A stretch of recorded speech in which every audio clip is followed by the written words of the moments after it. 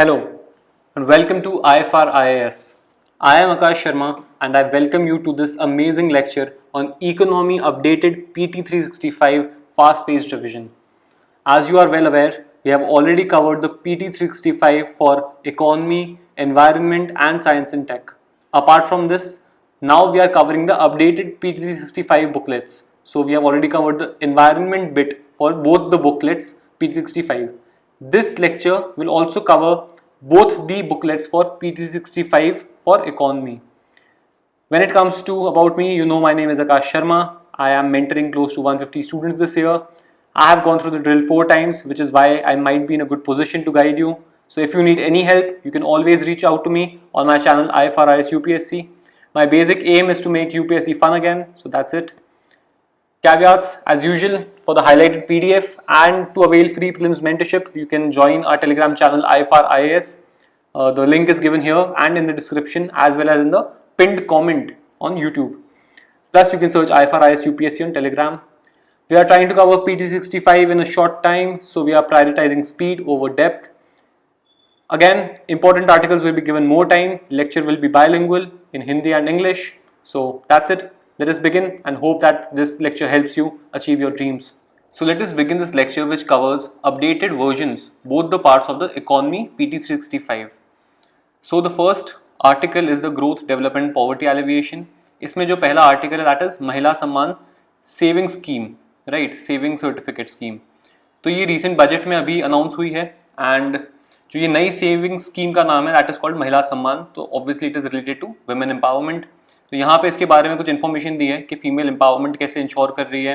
It is a one time small saving scheme for a period of 2 years and April 2023 से मार्च 2025 तक इसकी validity रहेगी. Eligible कौन है इसमें? Women and girl children are eligible. Maximum limit जो है इसकी 2 लाख रुपीज़ है and it is eligible for 2 years. Premature withdrawal पे there can be partial withdrawal that can be done. Coming to the importance of small saving schemes, तो obviously ये small saving schemes जो vulnerable section है society के उनको काफ़ी help करती है. फॉर एग्जांपल आपका senior citizens, widows, disabled individuals, इनको ये हेल्प करती है. ट्रांसफर टू स्टेट्स, उसमें 75% जो भी प्रोसीड्स होता है आपके नेट स्मॉल सेविंग कलेक्शंस के वो जाते हैं स्टेट्स को. So this is why it is very important कि स्मॉल सेविंग स्कीम्स जो है they play a huge role in the budgetary allocations of centre as well as state. Resource mobilization में भी they contribute about 20% of the centre's borrowing requirement. So इसके लिए भी important है. Coming to the categories of small saving schemes in India, तो पहली है post office deposits. तो as you know post office में जो भी आप सेविंग्स अकाउंट, रिकरिंग डिपॉजिट रखते हो that is post office deposit. Saving certificate, तो इसमें आ जाता है national saving certificate as well as Kisan Vikas Patra. तीसरा जो है that is social security schemes, तो इसमें public provident fund, senior citizen savings, Sukanya Samriddhi Yojana के जो अकाउंट है वो इसके अंदर आ जाते हैं. So this is about the categories of small saving schemes. Next is the national small savings fund.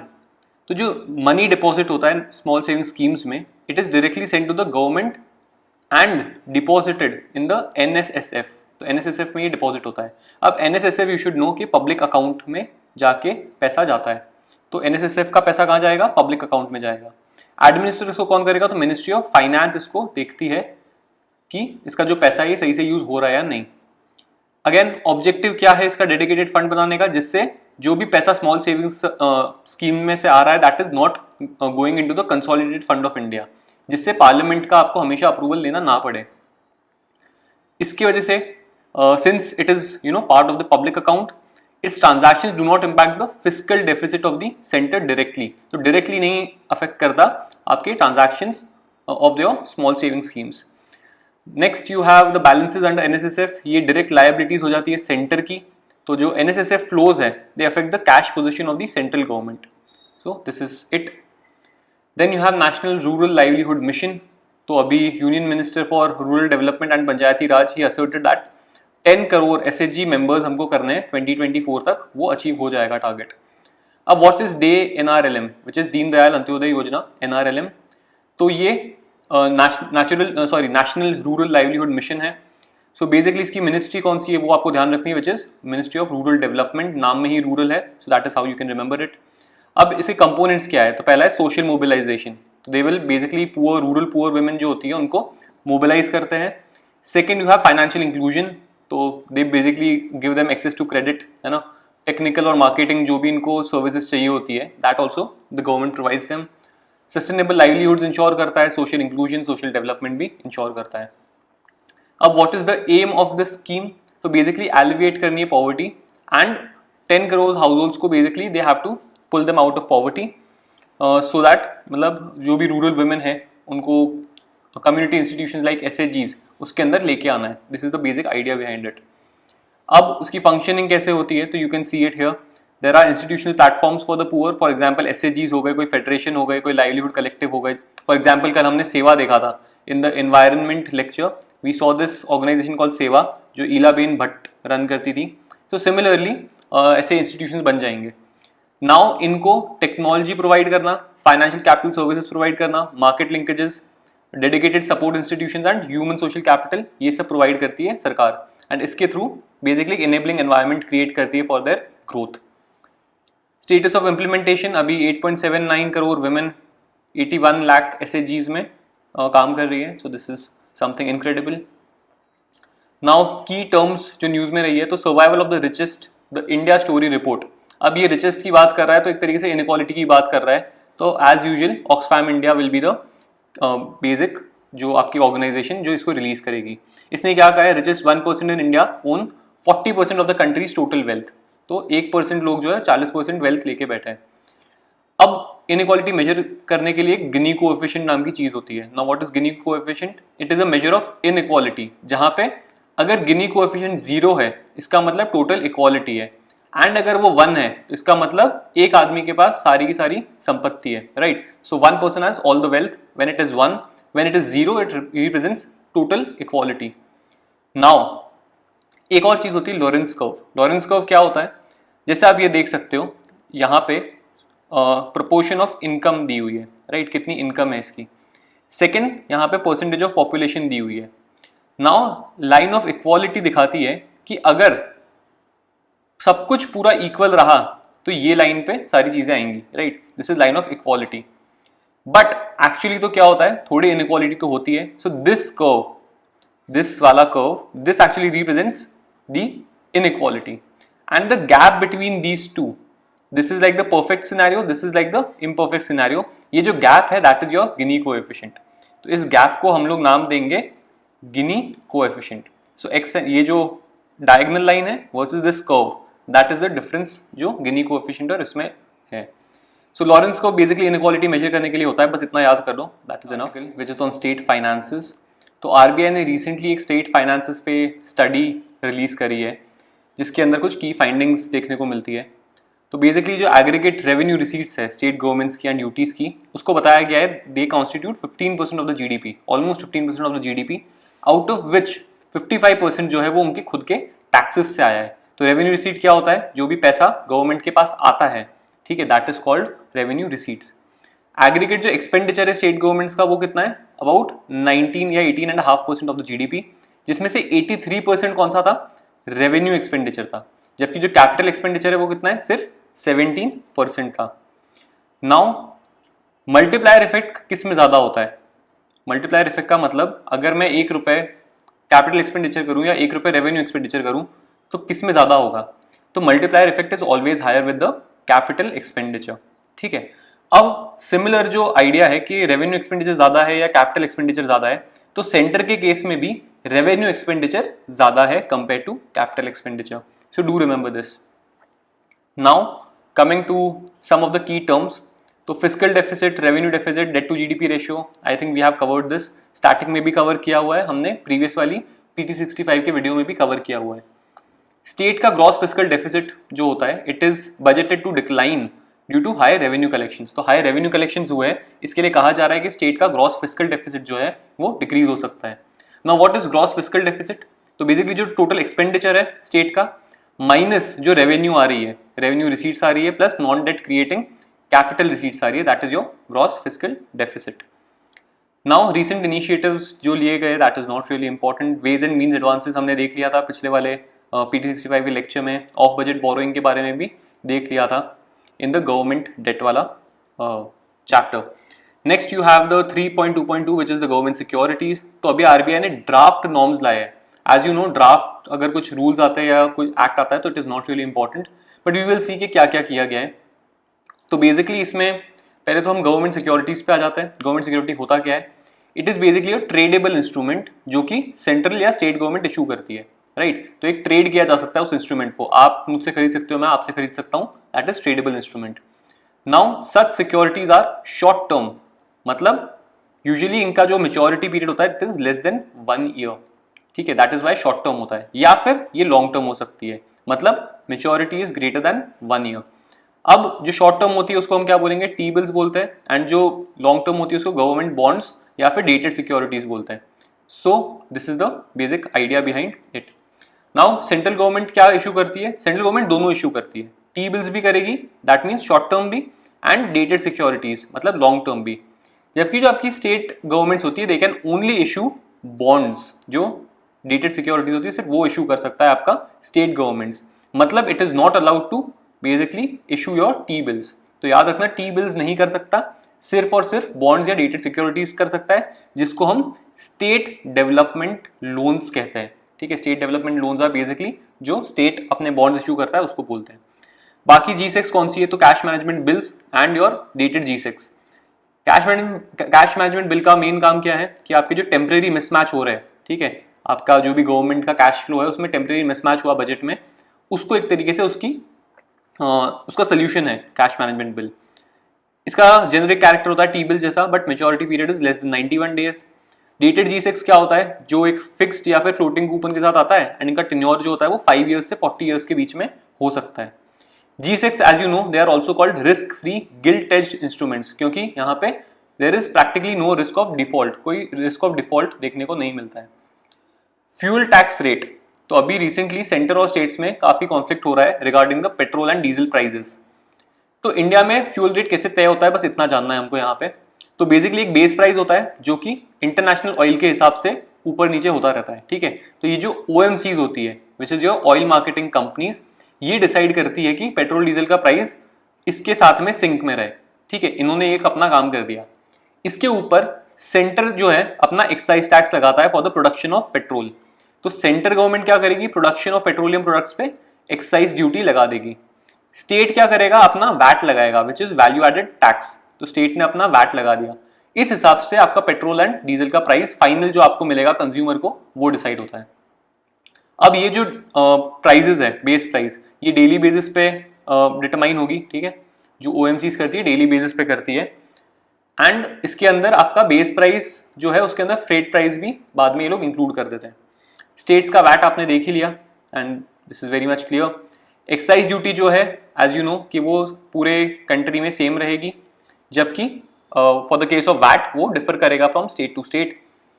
Now जो जनरेट होता है एक्साइज ड्यूटी जो होती है उसमें there are basically 2 broad components, एक है टैक्स का कंपोनेंट, दूसरा है सेस एंड सरचार्ज का component. Now you must be well aware कि जो टैक्स होता है सिर्फ वही आप स्टेट्स के साथ शेयर करती है आपकी सेंट्रल गवर्नमेंट, जबकि जो सेस एंड सरचार्ज होता है this is not devolve to the states, so do remember this. Next आपका एक्साइज ड्यूटी एंड वैट जो है they are an important source of revenue for both the centre as well as the state. अब RBI ने क्या बोला कि excise duty जो है फ्यूल पे that is 18.4% of the centres gross tax revenue, जबकि पेट्रोलियम एंड अल्कोहल जो है 25 to 35% है आपके स्टेट के टैक्स रेवेन्यू का, ठीक है। एड वैलोरम टैक्स पता ही होगा कि जो भी वैल्यू होती है आइटम की कोई वैल्यू होती है उस पर लगने वाला टैक्स है। Next you have micro finance sector. Micro finance sector के बारे में यहाँ पे कुछ दिया हुआ है, that information context is not important, so इसको हम अवॉइड करेंगे। But what is India's micro finance sector? तो बेसिकली एक फॉर्म ऑफ फाइनेंशियल सर्विस है जो स्मॉल लोन्स प्रोवाइड करती है to the poor and low income households. इसका आइडिया कौन लेके आया था? तो there was a Nobel laureate from Bangladesh, Muhammad Yunus. He started the Grameen bank in Bangladesh in 1976, which was the one of the first experiments in the microfinance sector. Microfinance sector in India, तो उसमें micro finance देने वाली सबसे ज़्यादा होती है institution, that is your banks. ये लोग 40% या 41% देते हैं माइक्रो फाइनेंस लोन्स। उसके बाद आती है NBFCs, जो माइक्रो फाइनेंस में डील करती है वैसी NBFCs, तो ये 30% देती है। अब इसमें जो डिसबर्समेंट मॉडल्स दिए हैं, आई डोंट थिंक इसमें डिफरेंस जानना जरूरी है, बस 2 तरीके से ये दिए जाते हैं। एक होता है SHG, सेल्फ हेल्प ग्रुप वाला, एंड दूसरा होता है there is something called the joint liability group. Now you don't need to go into the details कि ये कैसे वर्क करता है, क्या है, जस्ट रिमेंबर के 2 मॉडल्स बस होते हैं। रेगुलेटरी फ्रेमवर्क, तो एमएफआईज को कौन रेगुलेट करेगा, तो आपका आरबीआई रेगुलेट करता है आपके माइक्रो फाइनेंस इंस्टीट्यूशंस को। इसको एनबीएफसीज एसएफबीज को भी रेगुलेट करता है। मालेगाम कमेटी जो है वो बेसिकली एक फ्रेमवर्क उसने रिकमेंड किया था फॉर एनबीएफसी एमएफआईज। सेबी जो है वो लिस्टेड एमएफआईज को मॉनिटर कर सकती है, ठीक है। तो सेबी क्या करेगी, मॉनिटर करेगी लिस्टेड माइक्रो फाइनेंस इंस्टीट्यूशंस को। Now India micro finance equity fund, ये किसका है, सिडबी का है, याद रखना सिडबी का है, India micro finance equity fund. Micro units जो मुद्रा योजना है वो, उसके बारे में I think we have done it already. E Shakti project भी एसएचजीज जो है उनको प्रोजेक्ट करने के लिए, और बेसिकली उनका एक सारा डेटा जो है उसको मेंटेन करने के लिए ई शक्ति पोर्टल या ई शक्ति प्रोजेक्ट बनाया गया है। Coming to insolvency and bankruptcy code. अब इंसॉल्वेंसी एंड बैंक्रप्सी कोड में मिनिस्ट्री ऑफ कॉर्पोरेट अफेयर्स ने काफी सारे चेंजेस प्रपोज किए हैं। So but first let's understand what is insolvency and bankruptcy. So let us assume you have a friend जिसने आपसे थोड़े कुछ पैसे उधार पे लिए, who has borrowed some money from you. Now insolvency and bankruptcy are situations when that friend cannot pay you your money back. ठीक है, तो आपका फ्रेंड आपको पैसे वापस नहीं दे पा रहा, that is your insolvency and bankruptcy. Insolvency का मतलब your friend has just declared कि there is not enough money with him to repay you right now. So insolvency का मतलब he has just declared it. Now he can pay it to you. Maybe अभी भी हो सकता है, खाली अभी 2 दिन नहीं दे सकता, ऐसे हो सकता है, या he could not give it for 1 week or something. So that is fine, right? That means it can be temporary or it can be ongoing, and it can happen to individuals or businesses. Bankruptcy क्या होता है? Bankruptcy is basically when your friend goes to court and the court declares that they cannot repay their debts. Court ने भी मान लिया कि that he cannot repay your debt. That will be called bankruptcy. Basically, legal recognition of a situation by the courts. That is called bankruptcy. So insolvency क्या हुआ? खाली आपने friend ने डिक्लेयर कर दिया और उस बेसिस पे you are basically giving him some more time to return your money back. Bankruptcy is when your friend goes to the court and the court also affirms कि your legal recognition of the situation कि इसके पास अभी पैसा नहीं है. That is the difference between insolvency and bankruptcy. Coming to insolvency, so basically insolvency, as I told you, companies or individuals are not able to repay their debts. जबकि bankruptcy is like a legal proceeding कि individual or entity has been unable to repay outstanding debts.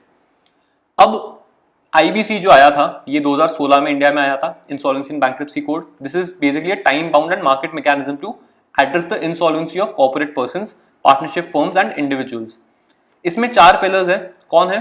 पहला है insolvency professional, दूसरा है information utilities, तीसरा है insolvency and bankruptcy board of India, and lastly you have something called the adjudicating authority.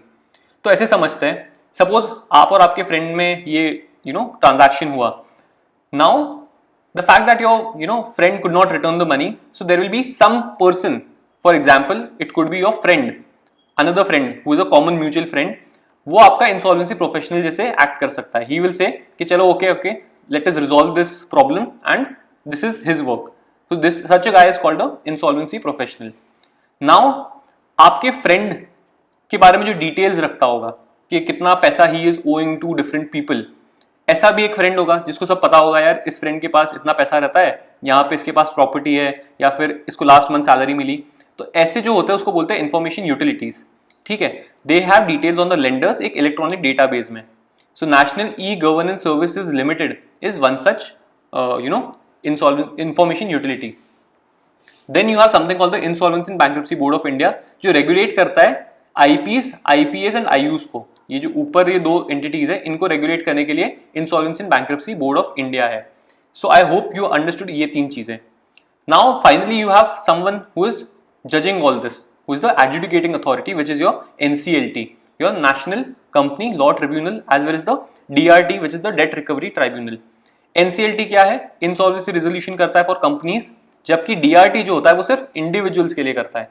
तो DRT is for individuals while NCLT is for companies. Okay, NCLT जो है वो एपेलेट अथॉरिटी है आपकी. जो एनसीएलटी के जो भी ऑर्डर्स होंगे, अगर कोई को सही नहीं लग रहा तो they can appeal it in the NCLT. Now I have one question for you. NCLT के बाद which is the appealing authority? कौन सी एपेलेट अथॉरिटी है आफ्टर एनसीएलटी कि जब आपको पैसा नहीं मिल रहा तो which authority do you go to? So this is my question for you. Then इसमें बहुत सारे दिए हुए, आई don't think this is important. Loan loss provisions. Loan loss provision क्या होता है? फॉर एग्जाम्पल, अगर आपको लग रहा है कि आपने कोई फ्रेंड को पैसा दिया and that is going to be a loss, तो आप क्या करोगे? उसके बदले में थोड़ा सा पैसा अपने पास पहले से बचा के रखोगे, क्योंकि लग रहा है ना कि दोस्त नहीं देगा पैसा. सिमिलरली बैंक्स को भी ऐसा ही कुछ करना पड़ता है. Banks need to set aside a proportion of their loan described as the loan loss provision. तो लोन में लॉस हो जाएगा, इसका जो पोटेंशियल देख के बैंक्स जो है थोड़ा सा पैसा अलग से रखती है.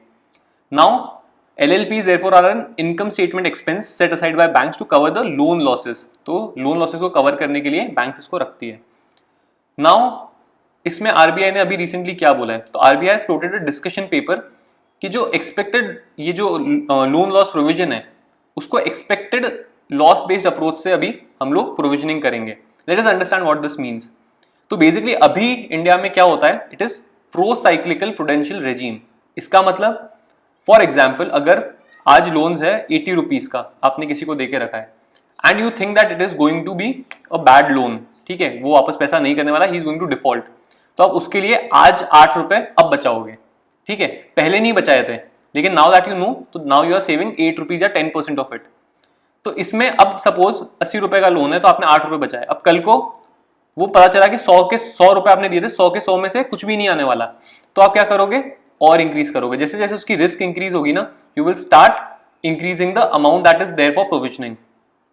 So this is called a pro cyclical approach, कि जैसे जैसे रिस्क बढ़ रहा है वैसे वैसे you are increasing the amount of provision. So here the coverage increases with specific provision when loan start deteriorating and become non performing. So factors क्या है?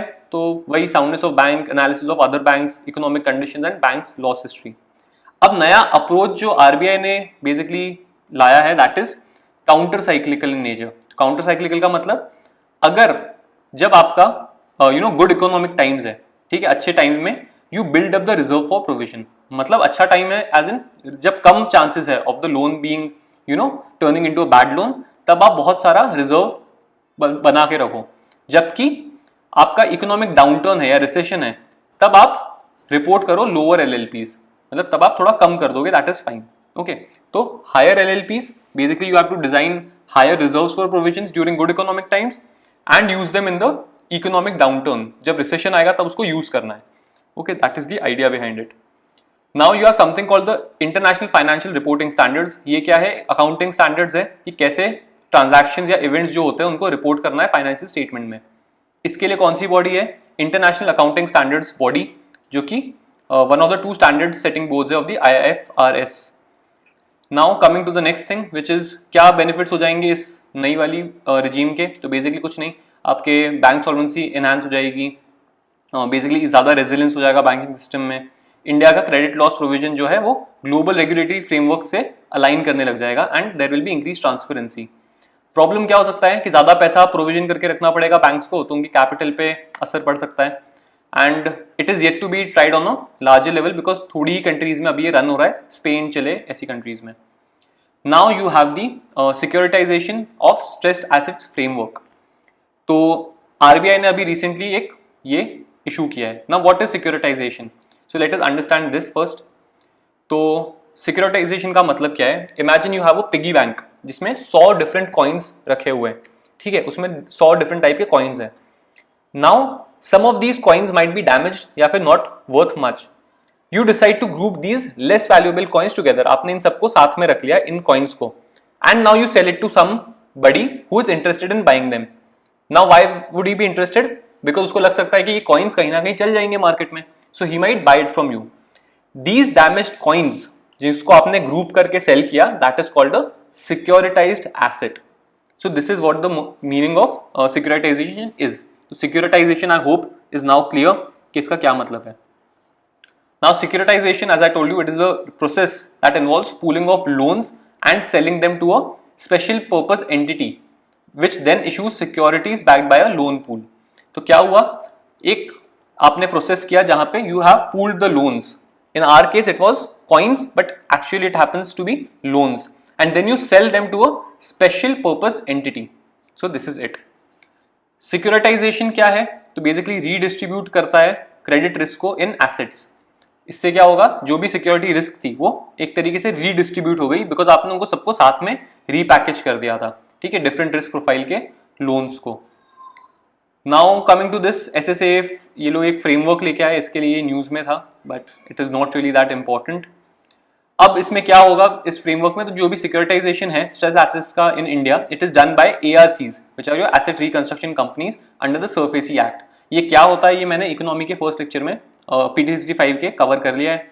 अब जो इन्वेस्टर्स है जो इसको बाय करेंगे, they are paid based on the recovery of the underlying assets, जो भी अंडरलाइंग एसेट्स है उसके हिसाब से पैसा मिलेगा, using something called the waterfall mechanism. Now what is waterfall mechanism, तो इट इज बेसिकली जो हायर टियर के इन्वेस्टर्स होंगे जिन्होंने अच्छा ज्यादा पैसा दिया है या फिर ज्यादा अमाउंट दिया है, उनको पहले पैसा मिलेगा। They will be paid the principal and interest first ahead of the lower tiered investors. So this is the idea behind waterfall payment mechanism. Coming to the second bit, which is the RBI related developments. इसमें जो important article है that is your payment aggregator. So payment aggregator क्या होता है? Basically RBI ने अभी recently एक payment aggregator framework लेके आए हैं. Now first we need to understand what payment aggregator and payment gateways are. तो सबसे पहले समझो payment gateway क्या होता है. For example, अगर आप आज कोई वेबसाइट बना रहे हो, ठीक है, you are selling cakes or something, तो you need to reach the consumer, right? And the consumer को अगर आपको उससे पैसा लेना है तो you will need to have a gateway through which he can reach you. तो इसका एग्जांपल क्या हो गया, आपका पेटीएम हो गया, या ICICI का आपने देखा होगा कार्ड का जो एक आपको IRCTC या दूसरी वेबसाइट पे मिलता है, HDFC का मिलता है। These are all payment gateways, they basically provide technology infrastructure to you, and उस टेक्नोलॉजी को यूज करके you can ask the customer to send you money. Now they do not have any involvement in handling of funds, ये इनका कोई इसमें role नहीं होता है।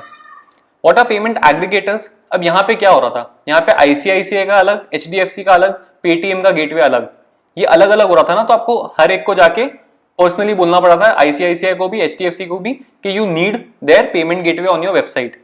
बट अब ये काम आपके लिए एक चीज करती है which is payment aggregator. For example Razorpay, PayU, Instamojo, जब आप इनको देखोगे ना तो इसमें सारी चीजें यहाँ पे एक साथ होगी, ICICI, HDFC या पेटीएम सब एक जगह पे मिल जाएगा। सो पेमेंट एग्रीगेटर क्या करता है, they facilitate e-commerce sites and merchants to accept various payment instruments. तो ये पेमेंट्स रिसीव करते हैं on the behalf of merchants, and वो अपने पास रख लेते हैं, ठीक है, after time period they give it back to the people, जो भी जिसका भी मर्चेंट है उसको। नाउ क्या डिफरेंस हुआ इसमें मेनली, तो यही हुआ कि पेमेंट गेटवे जो है, बहुत सारे पेमेंट गेटवेज एक पेमेंट एग्रीगेटर जो है वो प्रोवाइड कर सकता है। That is the main idea behind it. तो RBI ने अभी रिसेंटली पेमेंट एग्रीगेटर फ्रेमवर्क 2020 में लॉन्च किया था। अब जो जानने वाली बात वो है कि payment and settlement systems act, इसके थ्रू ये payment aggregators and gateways authorised होते हैं। इनको कौन रेगुलेट करेगा, तो RBI इनको रेगुलेट करेगा। Now payment systems and financial markets, तो बेसिकली जो NSE है, नेशनल स्टॉक एक्सचेंज, उसने कंट्री का first ever municipal bond index introduce किया है, ठीक है। तो क्या होगा इस रोल ऑफ दिस इंडेक्स, तो basically it will track the performance of the municipal bonds, जो भी म्यूनिसिपल कॉर्पोरेशंस बॉन्ड इशू करेगी उसका परफॉर्मेंस ट्रैक करेगा। नाउ सेबी ने भी ऐसे ही इंफॉर्मेशन डेटा बेस जो है लॉन्च किया था ऑन म्यूनिसिपल बॉन्ड्स। तो this is it about the news. Now index में कितने हैं, 28 म्यूनिसिपल बॉन्ड्स जो है इशूड बाय 10 इशूअर्स, उसको क्रेडिट रेटिंग भी दी गई है।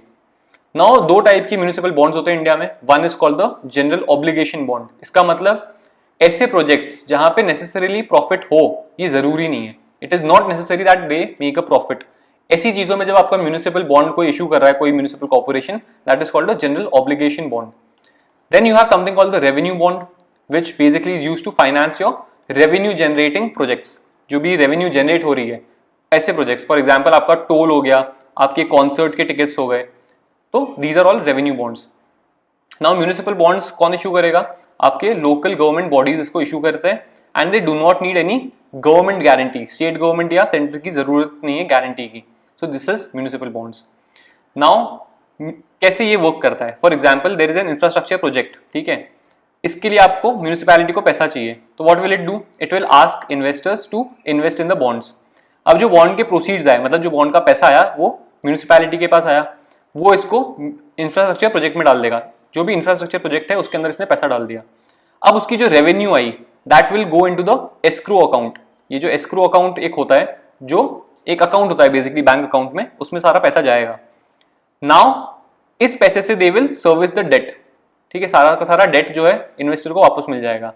एंड जो इसमें पैसा बचेगा that will be the revenue, उसको भी इसमें एस्क्रो अकाउंट में डालेंगे। अगर इसमें जो पैसा है वो कम है, डेट सर्विसिंग के लिए अगर पैसा कम है, तो जो रेवेन्यू होगा म्यूनिसिपैलिटी का वो भी इसके अंदर पैसा जाएगा।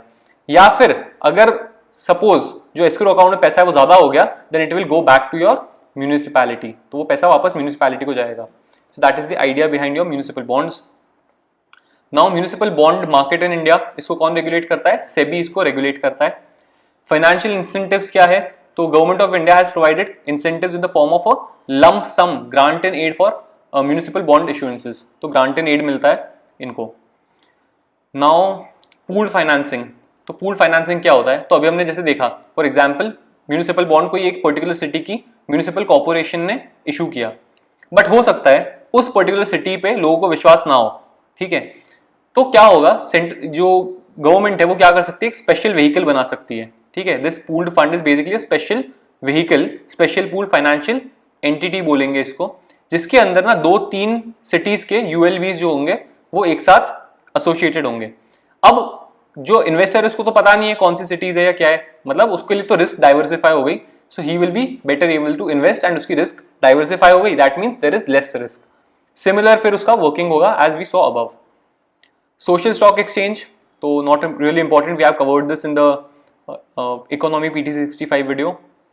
Then you have something called the credit default swaps, उसमें सिर्फ ये याद रख लो कि आपका AIF क्या होता है, alternative investment funds. They are basically privately pooled investment fund जो इंडियन या फॉरेन सोर्सेज से एक तरीके से बनाए गए हैं, वहां से पैसा लाया गया है, and then it is in a form of a trust और अ कंपनी और LLP या बॉडी कॉर्पोरेट। अब इसमें 3 कैटेगरीज होती है, let us see the categories, इस पे प्रीवियस ईयर क्वेश्चन आए हुए। तो इन्वेस्टमेंट 1 क्या है? स्टार्टअप, SMEs एंड प्रोजेक्ट्स, तो ये लोग इन्वेस्ट करते हैं इन द स्टार्टअप्स या small and medium enterprises and जो भी इससे प्रोजेक्ट्स होते हैं जो सोशली इकोनॉमिकली वायबल हो। तो एग्जाम्पल क्या है? Venture capital fund, infrastructure fund, angel fund, social venture fund. Category 2 में आ जाता है आपका इक्विटी एंड डेट वाली सिक्योरिटीज, तो आपका private equity fund, debt fund, fund of funds, ये सब कैटेगरी 2 में आएगा। कैटेगरी 3 में क्या आएगा? शॉर्ट टर्म रिटर्न वाले फंड्स। तो शॉर्ट टर्म रिटर्न्स किसमें मिलेंगे? हेज फंड होता है ना, काफी रिस्क वाला होता है, लेकिन उसमें शॉर्ट टर्म में रिटर्न्स मिल जाते हैं। Private investment in public equity fund, this is also another type of category 3 fund. इसके अलावा अमेरिकन डिपॉजिटरी रिसीट, ये क्या होता है?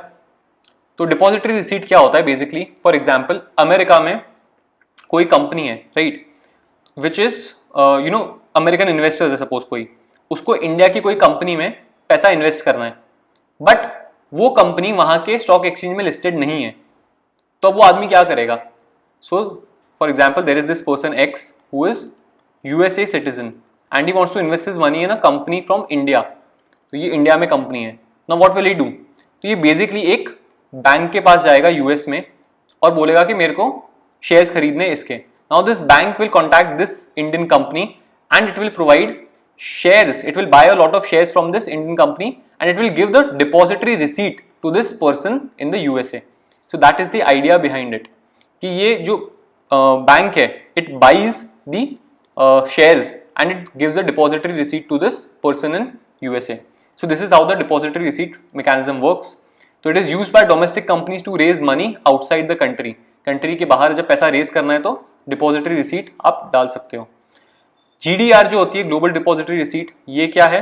ये आप अमेरिका के US के स्टॉक एक्सचेंज में यूज करते हो, sorry American depository receipt, and जो GDR है ग्लोबल डिपॉजिटरी रिसीट वो यूरोपियन एक्सचेंजेस में यूज करते हो। These shares are held by a foreign bank, as I told you here, that provide DRs to the companies in return for the shares. Follow on public offer, तो follow on public offer क्या है? तो 2 purposes होते हैं FPO के, तो it is basically to diversify equity base, raise additional capital for expansion and pay off debt. 2 type के FPOs होते हैं। पहला होता है डाइल्यूटिव FPO, जिसका मतलब issuance of additional fresh shares to the public to raise capital, मतलब नए शेयर्स आपने दे दिए जिसका मतलब आपका जो इक्विटी था वो डाइल्यूट हो गया कंपनी में। नॉन डाइल्यूटिव क्या होता है? जो एग्जिस्टिंग शेयर्स है उसी को आपने लार्जेस्ट स्टेक होल्डर्स, मतलब उनसे लेके लार्जेस्ट शेयर होल्डर्स से लेके उसको इशू कर दिए, ठीक है। नाउ FPO क्या है कि पहला एक तो IPO होता है, initial public offering, that is the first time कि कोई ऑफर किया है आपने शेयर्स। FPO मतलब उसके बाद वाले जो भी होंगे उसको हम फॉलो ऑन पब्लिक ऑफरिंग बोलेंगे। एक्सटर्नल सेक्टर में जो पहली न्यूज है दैट इज योर WTO का new agreement on fishery subsidies. ये अग्रीमेंट हमने पूरा देख ही लिया है, I don't think we need to cover it again. हमने फिशरी सेक्टर भी पूरा अच्छे से देखा था। Now Switzerland has become the first WTO member to formally submit its acceptance of the new agreement on fishery subsidies. तो we had seen that agreement 12th ministerial conference of WTO में इसको लाया गया था। नाउ की terms कौन से, तो अभी पहली न्यूज जो इसमें इंपॉर्टेंट है which is US has become India's top trading partner surpassing China. China को पीछे छोड़ दिया यूएस ने as India's top trading partner. UAE was the third largest trading partner of India, followed by Saudi Arabia, Iraq and Singapore. तो सबसे पहले US है, फिर चाइना, फिर UAE. So just remember that. Open access movement क्या होता है, basically जो भी ऑनलाइन पब्लिकेशंस है वो इमीडिएटली जो भी अपना पब्लिकेशन है they can make it available free of charge and free of copyright restrictions. ये इंश्योर करने के लिए यूनेस्को ओपन एक्सेस मूवमेंट को एंडोर्स करता है या सपोर्ट करता है। तो बेसिकली प्रिंसिपल ऑफ ओपननेस है, दैट इज इट। तो बुडापेस्ट कन्वेंशन आपने देखा होगा, तो उसी से रिलेटेड है Budapest open access initiative. Reverse flipping क्या होता है, तो पहली जैसे आपने देखा होगा बहुत सारे स्टार्टअप्स क्या करते हैं, they transfer the entire ownership of the company to an overseas entity. तो फॉर एग्जाम्पल फ्लिपकार्ट होगा इंडियन कंपनी बट सिंगापुर में उसके हेडक्वार्टर्स है। तो ये क्यों किया जाता है, तो बेसिकली जो भी इंटेलेक्चुअल प्रॉपर्टी और डेटा होता है या फिर इवन आपका जो टैक्सेस बचाने के लिए ये चीज करती है जो भी कंपनीज होती है वो। बट इकोनॉमिक सर्वे ने क्या बोला है, startups are now doing reverse flipping. Reverse flipping का मतलब basically they are shifting the domicile of the companies back to India. मतलब ये कंपनी वापस इंडिया अपने डोमिसाइल जो उसका स्टेटस है वो इंडिया में वापस ला रही है। That is the idea behind it. Angel tax क्या होता है, तो बेसिकली 2012 में एंजल इन्वेस्टर्स पे टैक्स लगा था।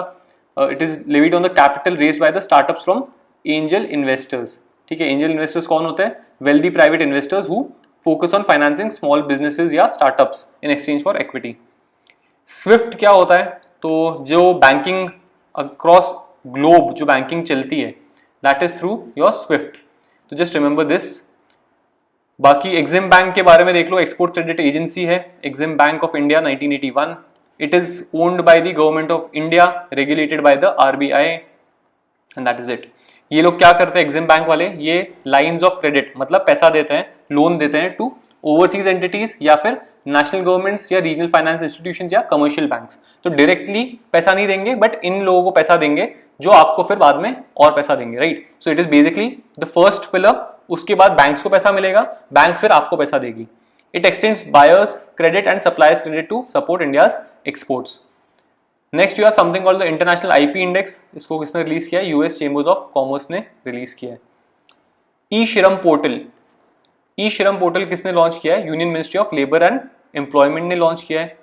इसमें क्या किया जाएगा, एक क्रिएशन होगा सेंट्रलाइज डेटाबेस का। ठीक है, सारे अनऑर्गेनाइज वर्कर्स का डेटाबेस इसमें होगा, जिसके अंदर construction workers, gig workers, street vendors सब लोग इसके अंदर इंक्लूडेड होंगे।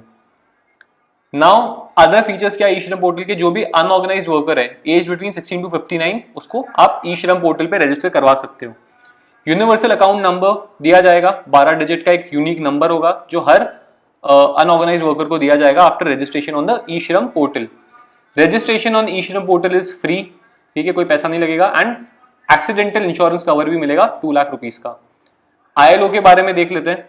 ILO ने अभी रिसेंटली एक report monitor of world of work ये रिलीज करी है। ILO के बारे में क्या जानने वाली चीज है, ये ट्रीटी ऑफ वर्सलीज से इंसेप्शन हुआ था इसका। It is a specialised agency of the UN। कौन सी रिपोर्ट्स रिलीज करती है, तो global wage report, world social protection report, world economic and social outlook, ये सारी रिपोर्ट्स ये रिलीज करती है। नाउ जो फंडामेंटल कन्वेंशन है ILO के, उसमें से मोस्ट जो है ना वो इंडिया ने साइन कर रखे हैं। ठीक है, आप यहाँ पे जो टिक देख रहे हो these are signed by India. अब इसको याद रखने का तरीका क्या है, तो इसको ऐसे याद रखो कि इंडिया ने कौन से नहीं साइन किए। तो नहीं साइन किए वो है जहां पे स्ट्राइक हो रही है। फॉर एग्जाम्पल कोई एम्प्लॉइज जो स्ट्राइक कर रहे हैं उनको याद रखो, उससे आप याद कर पाओगे कौन से ILO ने नहीं साइन किए। ठीक है, इंडिया ने। तो freedom of association and protection of the right to organise, तो basically right to organise is basically जो भी आप स्ट्राइक करते हो या कुछ भी करते हो that is right to organise, तो उसको इंडिया ने अलाउ नहीं किया। Right to organise and collective bargaining, तो again it is like a strike, तो ये भी इंडिया ने नहीं किया, तो ऑर्गेनाइज वाले इंडिया ने नहीं किए। तीसरा लेबर इंस्पेक्शन एग्रीकल्चर कन्वेंशन, तो labour inspection in agriculture convention ये भी इंडिया ने नहीं साइन किया। इसको भी ऐसे याद रख लो कि कोई लेबर इंस्पेक्टर आया Now he has not come to check the conditions of the laborers but to see whether they are doing work or not. तो अगेन जो स्ट्राइक पे है वो लोग तो इससे गुस्सा ही हो जाएंगे. दैट इज वाई ये भी इंडिया ने नहीं साइन किया. This is how you can remember it. PLFS सर्वे, तो PLFS सर्वे 2017 में लॉन्च हुई थी, 2017 में. इट एस्टिमेट्स द की employment and unemployment indicators, worker population ratio, labour force participation rate, unemployment rate, इसको ये मेजर करते हैं in a short time interval of 3 months. ठीक है. इसमें 2 स्टेटस देखे जाते हैं. One is usual status and the other one is your CWS. तो हम देखेंगे ये दोनों क्या होता है, current weekly status and usual status. First let us see what is LFPR. ठीक है, labour force participation rate. It is basically the number of employed persons plus the number of unemployed persons upon total population, that is LFPR. Worker population ratio क्या है, तो इसमें भी नीचे denominator में total population ही है लेकिन ऊपर सिर्फ एम्प्लॉयड पर्सन्स है, यहाँ पे अनएम्प्लॉयड भी थे. ठीक है, लेबर फोर्स पार्टिसिपेशन रेट में. तो लेबर फोर्स में अनएम्प्लॉयड लोग भी आते हैं लेकिन वर्कर पॉपुलेशन रेशियो में सिर्फ एम्प्लॉयड लोग आते हैं. अनएम्प्लॉयड रेट क्या होती है, तो unemployment rate is basically number of unemployed people divided by number of employed plus unemployed people. तो एम्प्लॉयड प्लस अनएम्प्लॉयड दोनों को मिला के उसके ऊपर आपने न्यूमरेटर में नंबर ऑफ अनएम्प्लॉयड पर्सन्स रखा. This is the idea behind it. Now activity status क्या होता है, यूजुअल स्टेटस मतलब लास्ट 365 डेज का रेफरेंस पीरियड लिया जाता है before the survey. Current weekly status में देखा जाएगा लास्ट 7 दिन में क्या स्टेटस है उस आदमी का, वेदर ही इज एम्प्लॉयड या अनएम्प्लॉयड. प्रिंसिपल एक्टिविटी स्टेटस क्या है, in which a person spent relatively long time during the last 365 days, that is your principal activity status. ठीक है, कि उसने क्या मेजर एक्टिविटी करी, that is is principal activity. Subsidiary activity मतलब उसने लास्ट 30 डेज में या उससे ज्यादा रेफरेंस पीरियड में ऑफ द 365 डेज कौन सी सब्सिडियरी एक्टिविटी करी, मतलब सेकेंडरी एक्टिविटी करी in addition to his usual principal status, that is your subsidiary economic status. Vocational education not important, बस कोठारी कमीशन याद रखना, एजुकेशन से रिलेटेड था, that is all that you need to remember. Then you have the new education policy जिसमें कहा गया है at least 50% of the learners going through school and higher education system should have exposure to vocational education. Fertiliser sector in India, तो जो minister है of chemical and fertilisers he launch the Pradhan Mantri Bharatiya Jan Urvarak Pariyojana, basically one nation one fertiliser scheme. तो इस scheme में क्या होगा, सारे के सारे जो भी फर्टिलाइजर्स है उनको मार्केट किया जाएगा अंडर द भारत ब्रांड. तो भारत ब्रांड नेम दे दिया, उसके अंदर इस सबको मार्केट करेंगे. Now all subsidised nutrients, urea, DAP, potash, NPK, ये सबको भारत ब्रांड के अंदर इन लोगों ने मार्केटिंग के लिए रख दिया है. इंडिया के फर्टिलाइजर सेक्टर के बारे में हम देखते हैं. सेकेंड लार्जेस्ट फर्टिलाइजर कंज्यूमर है after China, third largest fertiliser producer है and it is one of the largest importer of fertilisers. तो हम लोग बहुत ज्यादा फर्टिलाइजर इंपोर्ट करते हैं. It is also one of the 8 core industries. तो 3 बेसिक टाइप्स है आपके फर्टिलाइजर के. तो पहला क्या है, सबसे ज्यादा यूरिया होता है, सेकेंड DAP होता है and third is potash. Regulation कौन देखता है, तो एक फर्टिलाइजर कंट्रोल ऑर्डर है under the ECA act which is your essential commodities act, उसके थ्रू ये रेगुलेशन देखा जाता है. न्यूट्रिएंट बेस्ड सब्सिडी स्कीम लेके आए थे 2010 में, इसको इंट्रोड्यूस किया था. जो प्राइमरी न्यूट्रिएंट्स है NPK and S as well as fertilisers with secondary and micro nutrients, वो उसको कवर किया था इसके अंदर. Urea subsidy central sector scheme है, इसके बारे में हम ऑलरेडी देख चुके हैं, so I won't be repeating it. Agriculture exports, तो एग्रीकल्चर एक्सपोर्ट्स में India has emerged as the net exporter of your farm products. तो क्या क्या एक्सपोर्ट करते हैं ज्यादातर, तो rice is the biggest commodity जो हम एक्सपोर्ट करते हैं. उसके बाद आता है शुगर, ये बस इतना याद रख लेना, सबसे ज्यादा राइस है, उसके बाद शुगर है. फार्म एक्सपोर्ट जो है they have crossed 11% of the total merchandise exports. किसको हम एक्सपोर्ट कर रहे हैं, तो पहली country is USA, second is your Bangladesh, third is China and बाकी जो है अदर्स है 52%. तो सबसे ज्यादा किसको कर रहे हैं, USA, Bangladesh and then China. Now other related news, there is something called the J form. J form क्या होता है, सेल रिसीट होती है फार्मर की एग्रीकल्चर प्रोड्यूस की इन मंडीज. तो मंडी में जब फार्मर अपना प्रोड्यूस बेचता है तो उसको जो रिसीट मिलती है that is called the J form. तो उसका क्या हो गया, एक तरीके से इनकम प्रूफ हो गया फार्मर का कि हाँ इसने इतना जो भी क्रॉप है वो बेचा है. तो Punjab will be the first state in the country जो डिजिटाइज्ड फॉर्म में ये फॉर्म J को देगा. तो बस इतना याद रखना, पंजाब ने इसको डिजिटाइज कर दिया है. इंडस्ट्री में आर्टिकल टेक्निकल टेक्सटाइल्स पे, not really important, we have covered this in the economy PT 65. Inland waterways in India, तो हल्दिया जो है वहां पे इनॉग्रेट किया था पीएम ने रिसेंटली जल मार्ग विकास प्रोजेक्ट के थ्रू एक मल्टी मोडल टर्मिनल। तो जल मार्ग विकास प्रोजेक्ट किसका है? Ministry of ports and shipping का है, and inland waterways authority of India in support of world bank इसको कर रहा है। तो वाराणसी टू हल्दिया का जो एरिया है वहां पे इनलैंड वाटरवेज बनाने की बात कही जा रही है। 13 वाटरवेज जो इंडिया में अभी they are currently under operation, कौन से हैं? देख लो, फर्स्ट जो है that is your Ganga Bhagirathi Hooghly वाला waterway, second is your Brahmaputra वाला, थर्ड जो है वो आपका साउथ में है विच इज आपका केरला वाला। ठीक है, केरला में उद्योग मंडल कैनल एंड चंपाकरा जो कैनल है वो आपका साउथ में नेशनल वाटरवे 3 है। तो फर्स्ट आपने देखा गंगा, सेकेंड आपने देखा Brahmaputra, third is your Champakara in Kerala. That is all that you need to remember. Potential of inland waterway transport, तो नेशनल वाटरवेज एक्ट बनाया गया था जिसमें 111 नेशनल वाटरवेज सजेस्ट किए गए। Inland water transport in India has only 0.5% of total transport का share, तो it is less than 1%। ये याद रखना, this is very important. Less than 1% share है आपका इनलैंड वाटर ट्रांसपोर्ट का। कंपेयर दिस टू नेदरलैंड्स जहां पे it is 42%, China where it is close to 8 to 9%। So this is it. अब इसका फायदा क्या होता है? It is greener and cheaper compare to other modes of transport. Digital public infrastructure, ये पूरा हमने डेपा फ्रेमवर्क पे आर्टिकल ऑलरेडी देख चुके हैं, so I will be skipping it. Coming to fostering effective energy transition report, कौन release करता है? World energy forum. अब आप मुझे बताओ एनर्जी ट्रांजैक्शन इंडेक्स जो है वो कौन रिलीज करता है? In the comments. Global risk report कौन रिलीज करता है? वर्ल्ड इकोनॉमिक फोरम करता है। ग्लोबल इकोनॉमिक प्रोस्पेक्ट्स रिपोर्ट कौन रिलीज करता है? वर्ल्ड बैंक करता है। So this is it. World economic situation and prospects report कौन करता है? तो UN DESA along with UNCTAD which is your UN conference on trade and development. तो याद रखना, ऊपर हमने ग्लोबल इकोनॉमिक प्रोस्पेक्ट्स देखा, वो वर्ल्ड बैंक करता है, and world economic situation and prospects report आपका यूएन डेसा एंड अंकटैड कर रहा है। यूएन डेसा के बारे में देख लो, यूएन चार्टर से बनी हुई ऑर्गेनाइजेशन है। It helps countries meet their economic, social and environmental goals. Important reports कौन सी है वो यहाँ पे दे रखी है, you can have a look. World economic outlook आपका आईएमएफ जो है ये इसको रिलीज करता है ट्वाइस एवरी ईयर। इसके साथ साथ ग्लोबल फाइनेंशियल स्टेबिलिटी रिपोर्ट भी आईएमएफ इशू करता है।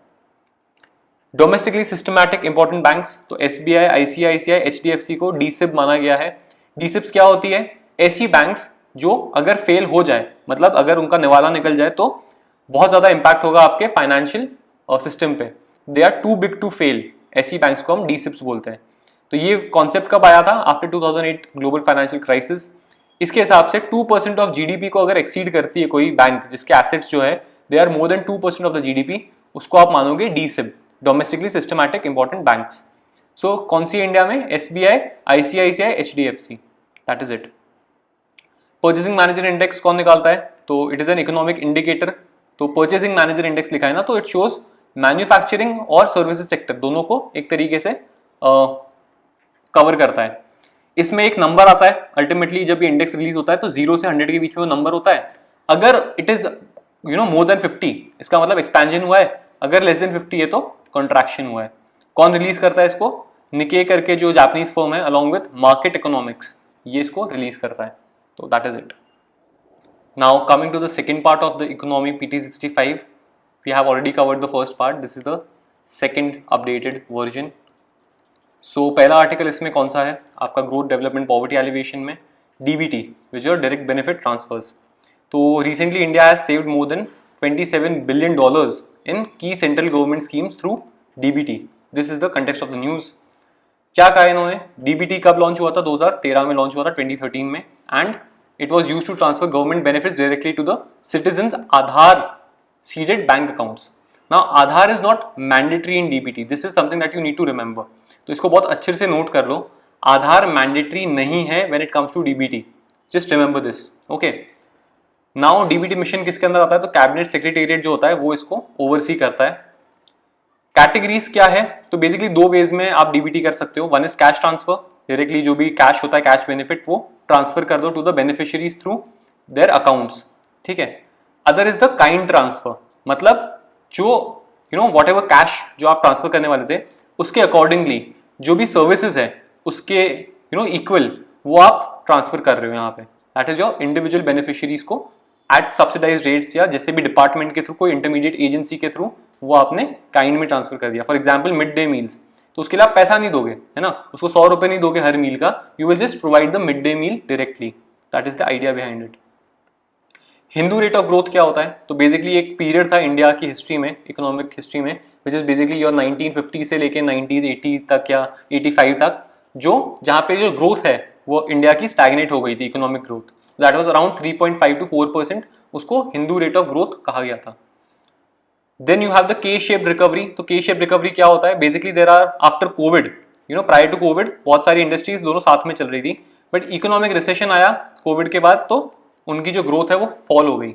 But after you know Covid resided, उसके बाद क्या हो गया कि ये कोविड रिसीडेड, उसके बाद जो रिकवरी है वो थोड़े इंडस्ट्रीज की ज्यादा हुई, थोड़ों की कम हुई.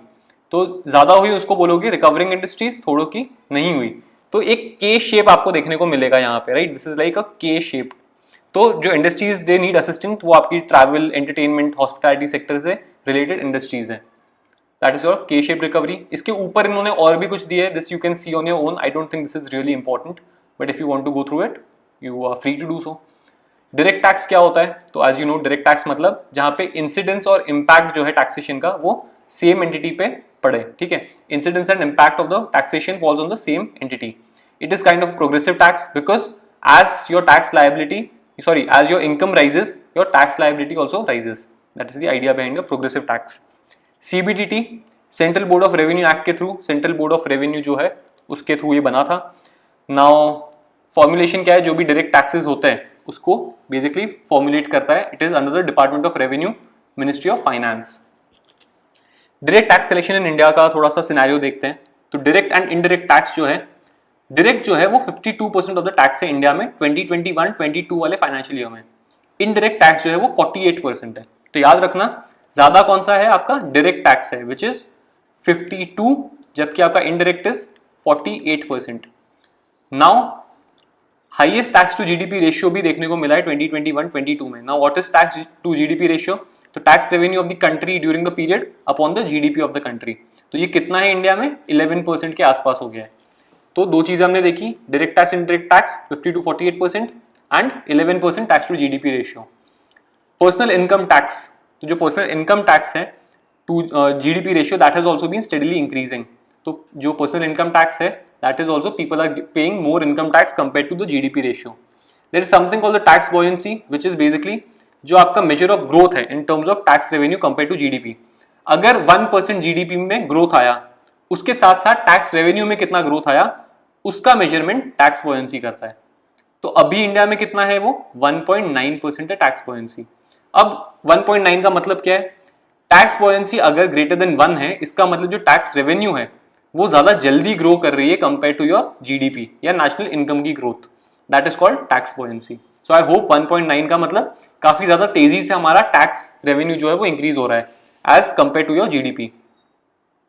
कंपोजिशन ऑफ टैक्स प्रोफाइल क्या है जो सेंट्रल गवर्नमेंट का? तो जीएसटी जो है सबसे ज्यादा रोल प्ले करता है 28%. ठीक है, 28% जो हमारा टैक्स रेवेन्यू आ रहा है वो जीएसटी से आ रहा है. उसके बाद कॉर्पोरेट इनकम टैक्स वो 26% है एंड पर्सनल इनकम टैक्स भी 26% है. तो यहां से आपको पता चल जाएगा ये दोनों मिला के हो गया 52% एंड बाकी का जो है वो 48% के आसपास आएगा. Coming to the next thing which is transfer pricing. अब ट्रांसफर प्राइसिंग पे Supreme Court has altered the approach to resolve transfer pricing disputes in India. This is the context of the news. Now first let us understand what transfer pricing is. For example, यहाँ पे आपको दिख रहा होगा Tim Cook, the CEO of Apple, वो एक China में factory को इनॉग्रेट करने गए थे. उसके सामने यहाँ पे क्या है? इंडिया में बॉम्बे में एप्पल का शोरूम खुला, राइट, काफी न्यूज बनी. ट्रांसफर प्राइसिंग का मतलब ऐसी कोई strategy which a company applies. For example इसकी फैक्ट्री कहाँ है? चाइना में. फोन्स कहां बेच रहा है? स्टोर में, इंडिया में, राइट. अब ऐसी कोई accounting practice that allows establishment of prices for the goods and services exchange between different subsidiaries. अब ये जो फैक्ट्री है वो भी एप्पल की है, ये जो स्टोर है वो भी एप्पल का ही है. तो they are subsidiaries, right. They are a part of a larger enterprise. Now companies use transfer pricing to reduce the overall tax burden. जो पेरेंट कंपनी होती है उसका टैक्स बर्डन रिड्यूस करने के लिए कोई मैकेनिज्म अगर कोई अप्लाई करे उसको बोलेंगे हम tax transfer pricing. So let us try to understand what this actually means. तो इमेजिन करो कि एक कंट्री, कोई कंपनी है, फॉर एग्जांपल एप्पल ही है, ठीक है, उसकी फोन फैक्ट्री का है चाइना में एंड फोन का स्टोर का है इंडिया में. These are two separate entities even though they are part of the same company, है ना. एप्पल की है लेकिन दोनों सेपरेट एंटिटीज है. अब क्या हो रहा है, if the company wants to reduce its taxable income in the country A, suppose China में बहुत ज्यादा हाई टैक्सेस है, तो क्या करेगा एप्पल वाला, उसको सारे प्रॉफिट शिफ्ट करना है कंट्री बी में. तो वो जो अपना प्राइस है ऑफ द फैक्ट्री से निकला हुआ आईफोन उसको इंक्रीज कर देगा. इंक्रीज कर देगा प्राइस, इसका मतलब उसके प्रॉफिट्स जो है वो रिड्यूस हो जाएंगे. ऐसा दिखेगा ना अकाउंट बुक्स में कि उसके जो प्रॉफिट्स है वो रिड्यूस हो गए बिकॉज इनपुट कॉस्ट हाई हो गई, उसका जो भी ट्रांसपोर्ट का कॉस्ट है वो हाई दिखा देगा. कैसे भी करके वो अपना प्रॉफिट जो है वो लो दिखाएगा. एंड आपको जो टैक्स पे करना है वो तो प्रॉफिट पे करना है. तो उस कंट्री में उसके प्रॉफिट कम दिखेंगे, दैट इज वाई टैक्सेस कम हो जाएंगे. अब इंडिया में जब वो फोन आएगा तो उसका प्राइस ऑलरेडी हाई है ना, हायर कॉस्ट है. तो एप्पल का स्टोर क्या बोलेगा कि ऑलरेडी हाई कॉस्ट वाली चीज है एंड हम लोग उसको बेच रहे हैं तो हमारे भी प्रॉफिट लो है, तो इंडिया में भी उसको कम टैक्स पे करना पड़ेगा बिकॉज जो स्टोर है वो बोलेगा कि ऑलरेडी हायर कॉस्ट में हमने खरीदा है, that is why we are not making much profits. तो this is the idea behind your transfer pricing. I hope you understood it. Coming to arms length principle. Now what is the arms length principle? तो जैसे हमने ऊपर देखा ये दो subsidiaries थी, एक तो एप्पल की फैक्ट्री थी, राइट, एंड दूसरा एप्पल का स्टोर था. अब जो ओईसीडी है, ठीक है, हमने ओईसीडी के बारे में तो सुना हुआ है, तो ओईसीडी मेंबर कंट्रीज ने एक ऑब्जेक्टिव गाइडलाइंस इशू करी है फॉर यूज बाय एमएनसीज, जिससे टैक्सेस में जो इंटरनेशनल टैक्सेशन है उसमें प्रॉब्लम्स कम हो जाए, टैक्स डिस्प्यूट्स कम हो जाए. इसका मतलब आर्म्स लेंथ प्रिंसिपल का मतलब, फॉर एग्जाम्पल ये जो फैक्ट्री है अगर ये फोन किसी और को भी बेचती, इस स्टोर को नहीं कोई और स्टोर को भी बेचती, तो भी वो एक सर्टेन प्राइस पे बेचे. फॉर एग्जाम्पल अगर 10 लाख रुपीज पे अगर वो बेच रहा है तो 10 लाख रुपीज का ही फोन होना चाहिए, ठीक है. ऐसा नहीं कि ये इस स्टोर को 8 लाख रुपीज में बेच रहा है, कोई और स्टोर को 7 लाख में बेच रहा है, नहीं, ये डिस्क्रिमिनेशन नहीं होना चाहिए. That is called your arms length principle. तो फेयर वैल्यू हो, जो as if the two entities are unrelated, वैसे इसको बेचना है. That is the idea behind your arms length principle. So I hope you understood this. इसमें क्या कहा गया, there should be no price adjustment या special conditions for the transaction just because ये दोनों रिलेटेड है, ऐसे नहीं होना चाहिए. इसका क्या ऑब्जेक्टिव है कि जो इरोजन हो रहा था टैक्स बेस का, जो पैसा बेसिकली ये लोग बचा रहे थे टैक्सेस देने से, वो इसमें कम हो जाए. That is the idea behind it. India में ये इनकम टैक्स एक्ट के अंदर कवर्ड है. This is it. Advance pricing agreement क्या होता है, तो जैसे अभी हमने ऊपर देखा एग्जांपल एप्पल का, तो अब एप्पल को तो हमेशा टेंशन रहेगा ना कि इंडियन गवर्नमेंट कितना टैक्स मांग ले, कितना नहीं मांगेगी. तो एक अग्रीमेंट हम पहले से कर लेते हैं between a tax payer, that is your Apple company, and the tax authority, जो भी हमारी टैक्स अथॉरिटी है उसके बीच में. इसमें क्या होगा, जो ट्रांसफर प्राइसिंग मेथोडोलॉजी है उसको स्टडी किया जाएगा गवर्नमेंट के तरफ से कि कितना इसका टैक्सेस बनता है एप्पल कंपनी का, एंड उसके बाद जो टैक्स पेयर होगा उसके इंटरनेशनल ट्रांजैक्शंस को भी देखा जाएगा कि एप्पल बाकी कंट्रीज में कितना फोन्स क्या बेचती है. उसके हिसाब से पहले से ही इसका जो टैक्स है टैक्स ब्रैकेट में आएगा, वो इसको पहले से बता दिया जाएगा कि इतना अमाउंट आप पहले से दे दो या फिर इतने अमाउंट में आपका टैक्सेस का स्लैब आएगा. सो this is what is covered in the income tax act 2. City financing ranking कौन इशू कर रहा है, ministry of housing and urban affairs कर रहा है. That is it. Markets in crypto assets, mica, तो यूरोपियन पार्लियामेंट जो है ईयू का, उसने एक लॉ पास किया है which is the markets in crypto asset legislation, जो रेगुलेट करेगा आपके क्रिप्टो इंडस्ट्री को. तो बस इतना याद रख लो, माइका किससे रिलेटेड है, ईयू के द्वारा ये लॉ पास किया गया है क्रिप्टो एसेट्स में डील करने के लिए. That is it. Coming next to, ये किस पे अप्लाई नहीं होता, तो NFTs, decentralised finance and CBDCs, ये सब हमने कवर किया हुआ है इकोनॉमी PT65 के लेक्चर्स में. आई hope you go through them. Next, crypto asset regulation in India. तो 2022 में 30% टैक्स लेवी किया गया था on the income earned from the transfer of virtual asset. तो फाइनेंस मिनिस्ट्री ने बजट में लाया था 30% टैक्स, जो भी आप इनकम अर्न करोगे ना कोई भी क्रिप्टो करेंसी ट्रांसफर करने से या फिर एनएफटी ट्रांसफर करने से, उस पर 30% टैक्स लगाया गया था. 2023 में सारे ट्रांजैक्शन जिसपे भी वर्चुअल डिजिटल एसेट्स है उसको PMLA, which is the prevention of money laundering act, उसके अंदर ला दिया गया, जिससे टेररिस्ट या फिर जो भी इलीगल एक्टिविटीज है उसको कर्टेल किया जाए. बैंक रन तो बेसिकली जो सिलिकॉन वैली बैंक है, आपने देखा होगा न्यूज में, यूएसए में इट हैज फेल्ड, ठीक है। तो जो फाइनेंशियल क्राइसिस जैसा 2008 में आया था, वैसे सोचा जा रहा था कि शायद सिलिकॉन वैली बैंक के डूबने से ये चीज हो सकती है, बट थैंकफुली अभी तक कुछ नहीं हुआ है। बैंक रन क्या है? It is the time when a large number of people simultaneously take out their money deposit with the bank. तो बहुत सारे एक साथ पैसा निकालते, that is called a bank run. Zombie bank क्या होता है? तो बेसिकली ज़ॉम्बी फर्म्स क्या होता है, पहले वो समझो। ज़ॉम्बी फर्म्स वो कंपनीज होती है जो बोरोइंग पे टिकी हुई है, मतलब वो पैसा बोरो करके they are basically they do not have enough profits, so they are basically relying on the borrowing from someone else, that is called a zombie firm. Zombie bank क्या होती है? ऐसी बैंक जो जिसके पास खुद के पास तो पैसा नहीं है, दे आर प्रैक्टिकली इंसॉल्वेंट, मतलब उसका निवाला निकल चुका है, but they continue to exist through hiding bad loans through their balance sheet. तो बैलेंस शीट में अकाउंटिंग प्रैक्टिस के थ्रू ये अपने बैड लोन्स नहीं दिखाते, and that is how they hide their bad loans. They do not lend, they are neither dead nor alive, technically तो ये इंसॉल्वेंट है एंड इकोनॉमी के लिए भी खराब है।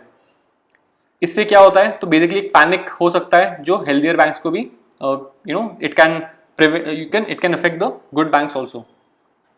लिबरलाइज्ड रेमिटेंस स्कीम, तो बेसिकली एक आरबीआई ये स्कीम लेके आया था, इसके तहत individual can send only a maximum of $250,000 to an overseas jurisdiction in a year.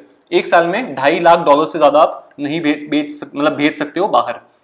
It is not available to corporations, partnership firms, HUFs, इन सब पे एप्लीकेबल नहीं है। And outward remittances are discouraged as it can add pressure to forex reserves. तो forex reserve पे pressure ना बढ़े, क्योंकि अगर हम यहाँ पे पैसा ज्यादा डॉलर्स भेज देंगे तो यहाँ पे इंडिया में डॉलर्स कम हो जाएंगे, तो बहुत सारे प्रॉब्लम हो सकता है। That is why it is this scheme was brought. Payment system financial markets, इसमें पहला जो रेगुलेशंस है एससेबी के, this is entirely not important, so you can skip it completely. One thing which you need to know is what is secondary market. For example, you must have seen this guy, his name is I think Gaurav or something. तो ये technical गुरुजी इनको कहा जाता है। ये क्या करते हैं? ये बेसिकली फोन के रिव्यूज करते हैं यूट्यूब पे। नाउ अब ये जो फोन है, ये लोग कहाँ से लाते होंगे? तो ये लोग जाके कोई एप्पल के स्टोर से इन लोगों ने फोन खरीदा। Now he will make the video, but after making the video, ऐसे तो ये 100 फोन के रिव्यूज करते हैं, तो क्या 100 फोन खुद यूज करेंगे? नहीं, he will sell it to someone. कोई भी दिल्ली में कोई मार्केट हुआ, वहां पे इन्होंने बेच दिया, बॉम्बे में कोई मार्केट हुआ सेकेंडरी, उसको बेच दिया। अब मेरे जैसा बंदा जो आईफोन में भी शायद अफोर्ड ना कर पाए, वो जाके इन मार्केट से लेगा, है ना, सेकेंडरी जो सेकेंड हैंड फोन्स मिलते हैं उस मार्केट से मैंने जाके आईफोन लिया। तो this is how the secondary market works. तो इन्होंने जो टेक्निकल गुरुजी है, उन्होंने यहां से फोन खरीदा, राइट, सीधा एप्पल के स्टोर से। This is called the primary market, ठीक है। मैंने जहां से खरीदा, that is called the secondary market. So that is the primary and the secondary market. Now let us understand this through the idea of bonds. Bonds में कैसे ये work करता है? फॉर एग्जाम्पल, ओरिजिनल इशूअर है, for example कोई company है, उसने अपना बॉन्ड इशू किया। अब वो स्टॉक एक्सचेंज में गया, इन्वेस्टर क्या करेगा? स्टॉक्स जो है वो एक तरीके से ले लेगा इसके। तो ये फर्स्ट टाइम जो इसने खरीदा, that is called your primary market. तो इन्होंने फर्स्ट टाइम खरीदा ये phone, that is why it is in the primary market. अब सेकंड क्या होगा? ये स्टॉक्स जो है, this will be listed on the stock exchange. Stock exchange पे लिस्ट हुए। अब मेरे जैसे जो इन्वेस्टर्स है, वो इसको यहां से खरीदेंगे। दे विल सेल या by the stocks from the stock exchange. This is called the stock market. यहां पे कोई भी इंटरफेरेंस प्राइमरी जो ओरिजिनल इशूअर था ना, उसका नहीं होता। For example, this company Apple का जो सपोज अगर मैं शेयर खरीद रहा हूं, तो Apple will now not be interfering here. अब ये सिर्फ हम जैसे जो इन्वेस्टर्स हैं, ये लोग इसमें देखेंगे। तो this is the idea behind secondary market. Secondary market is where investors buy and sell securities they already own. Investors exchange with each other rather than the issuing entity. तो इशूइंग एंटिटी फॉर एग्जाम्पल अगर Apple का loan है, sorry Apple का phone है या Apple के shares है, तो उसके साथ मैं डील नहीं कर रहा हूं। मैं किससे डील कर रहा हूं? स्टॉक एक्सचेंज पे डील कर रहा हूं, right. Now when a company issues the stock for the first time, वो प्राइमरी मार्केट होता है। इसका एग्जांपल क्या है? आईपीओ। हमने ऊपर देखा IPO, initial public offering, private placement, rights issue, ये सब इसके अंदर आ जाएगा।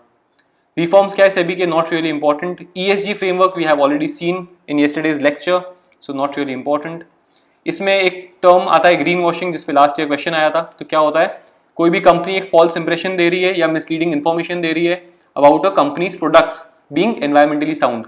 कोई झूठ बोल रही है कंपनी की उसके प्रोडक्ट्स जो है वो एनवायरमेंटली सेफ या साउंड है, that is called green washing. Next is some key terms and concepts in the payment systems market. तो इंटरचेंज फी लगने लग गई है यूपीआई ट्रांजैक्शंस पे।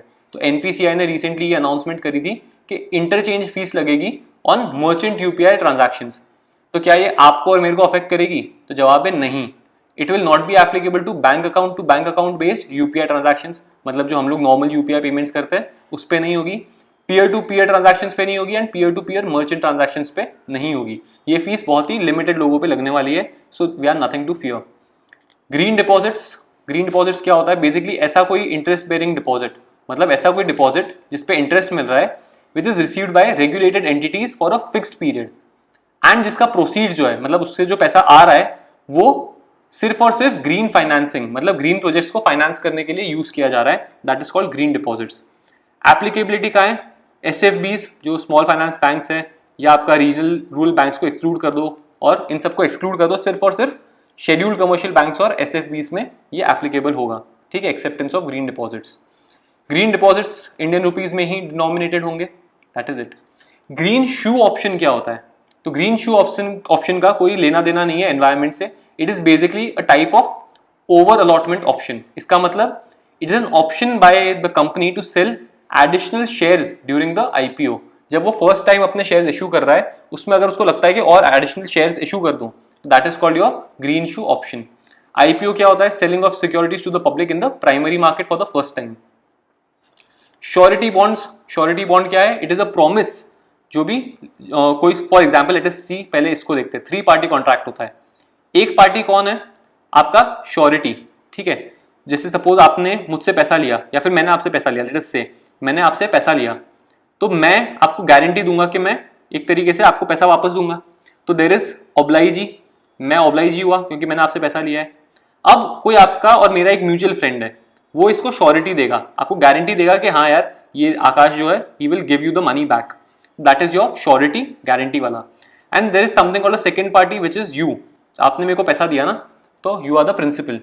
Now surety can be the insurance banks, principal any contractor and obligee a government. तो obligee government हो सकती है, प्रिंसिपल जो है कॉन्ट्रैक्टर हो सकता है, श्योरिटी जो है आपका इंश्योरेंस और बैंक हो सकती है। श्योरिटी कोई बैंक गारंटी नहीं है, ना ही ये कोई इंश्योरेंस पॉलिसी है, so just it is a different concept all together. डब्बा ट्रेडिंग क्या होता है? बेसिकली इनफॉर्मल ट्रेडिंग प्रैक्टिस है, जिसमें स्टॉक एक्सचेंजेस में इसको इसके पर्व्यू में ये नहीं आता। तो इसमें क्या करते हैं जो ट्रेडर्स होते हैं ना, ये लोग एक्चुअल ट्रांजैक्शन नहीं करते, ये लोग सिर्फ पेपर पे एक बुक के अंदर लिख के रख देते हैं कि अच्छा 10 शेयर्स देने हैं मुझे, फॉर एग्जाम्पल अगर मैंने शेयर्स खरीदना है तो वो क्या लिख देगा, अच्छा आकाश के 10 शेयर्स हैं, इसको इधर से इधर बेचना या खरीदना है, but they will not perform the actual transaction, ठीक है। This is the idea behind डब्बा ट्रेडिंग। बट अल्टीमेटली तो वो ट्रांजैक्शन कर ही देता है, so it is not a problem, but कभी कभी क्या हो सकता है, ये प्रॉब्लम भी क्रिएट कर सकता है। So this is the idea behind it, that is why it is registered as an offence under the Securities Contract Regulation Act. Short selling क्या होता है? Let us understand what is short selling.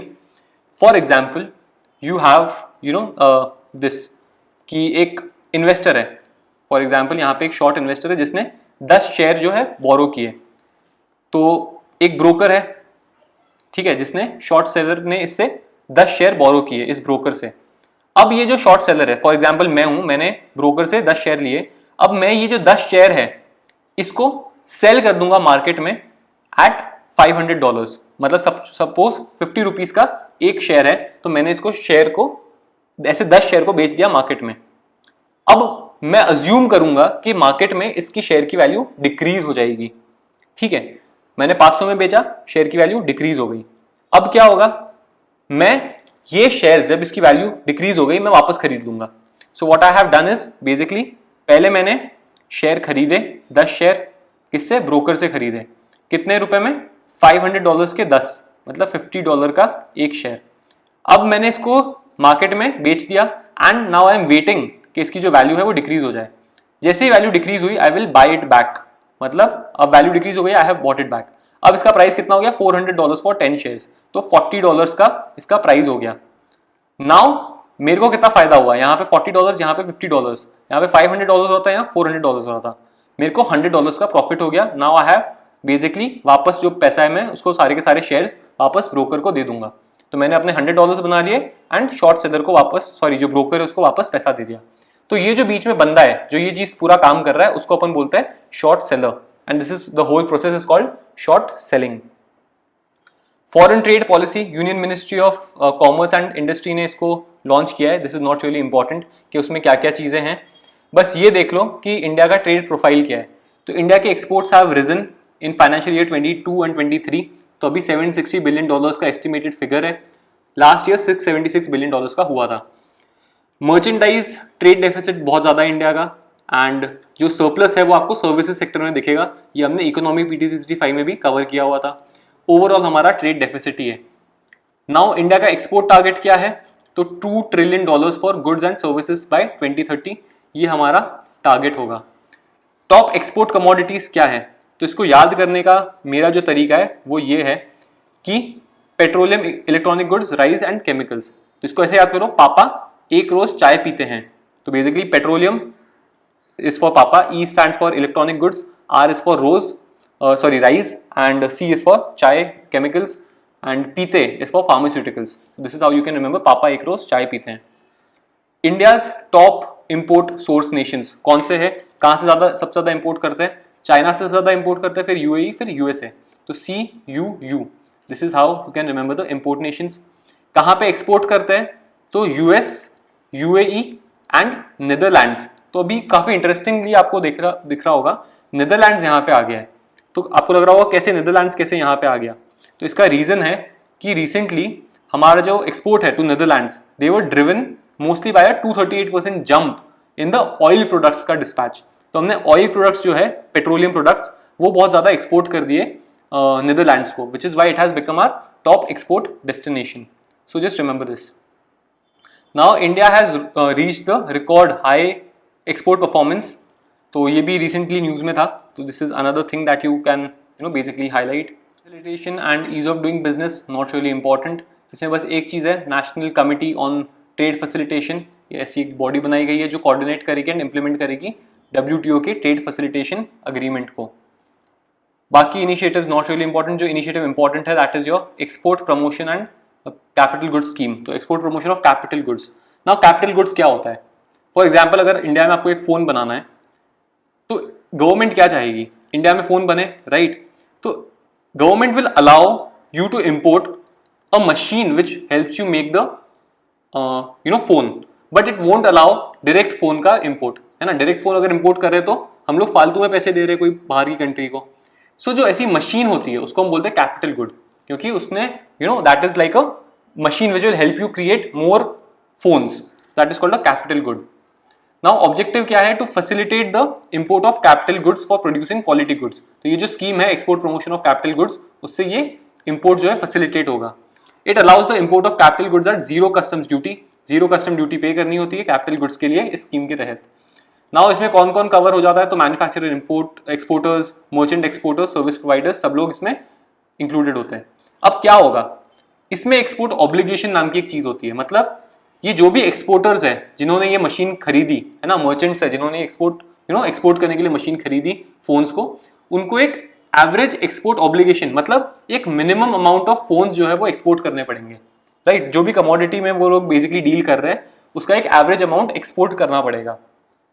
But इसमें भी बहुत सारे sectors जो है they have been exempted from these requirements. Export promotion units क्या होती है? वो यूनिट्स जो एक्सपोर्ट करती है सारा का सारा production of goods and services, वो भी आप EOU स्कीम के तहत बना सकते हो. सारा प्रोडक्शन जो भी वो गुड्स या सर्विसेज बना रही है वो सारा का सारा ये लोग एक्सपोर्ट करते हैं. इनको बोलते हैं एक्सपोर्ट ओरिएंटेड यूनिट स्कीम. ठीक है. अब इसके अंदर जो ट्रेडिंग यूनिट्स है, जो बेसिकली एक तरीके से माल खरीदती है या बेचती है, ये वाली जो ट्रेडिंग यूनिट्स होती है इनको इंक्लूड नहीं किया गया है. सिर्फ और सिर्फ मैन्युफैक्चरिंग और सर्विसेज वाली इंडस्ट्रीज को इसको इंक्लूड किया गया है. तो it is use to promote exports, enhance foreign exchange earnings, attract investment etcetera. Deemed exports क्या होता है? तो लेट अस अज्यूम एक मैन्युफैक्चरर है केरला से, he is selling goods to a export oriented unit in Maharashtra who is selling it to some buyer in USA.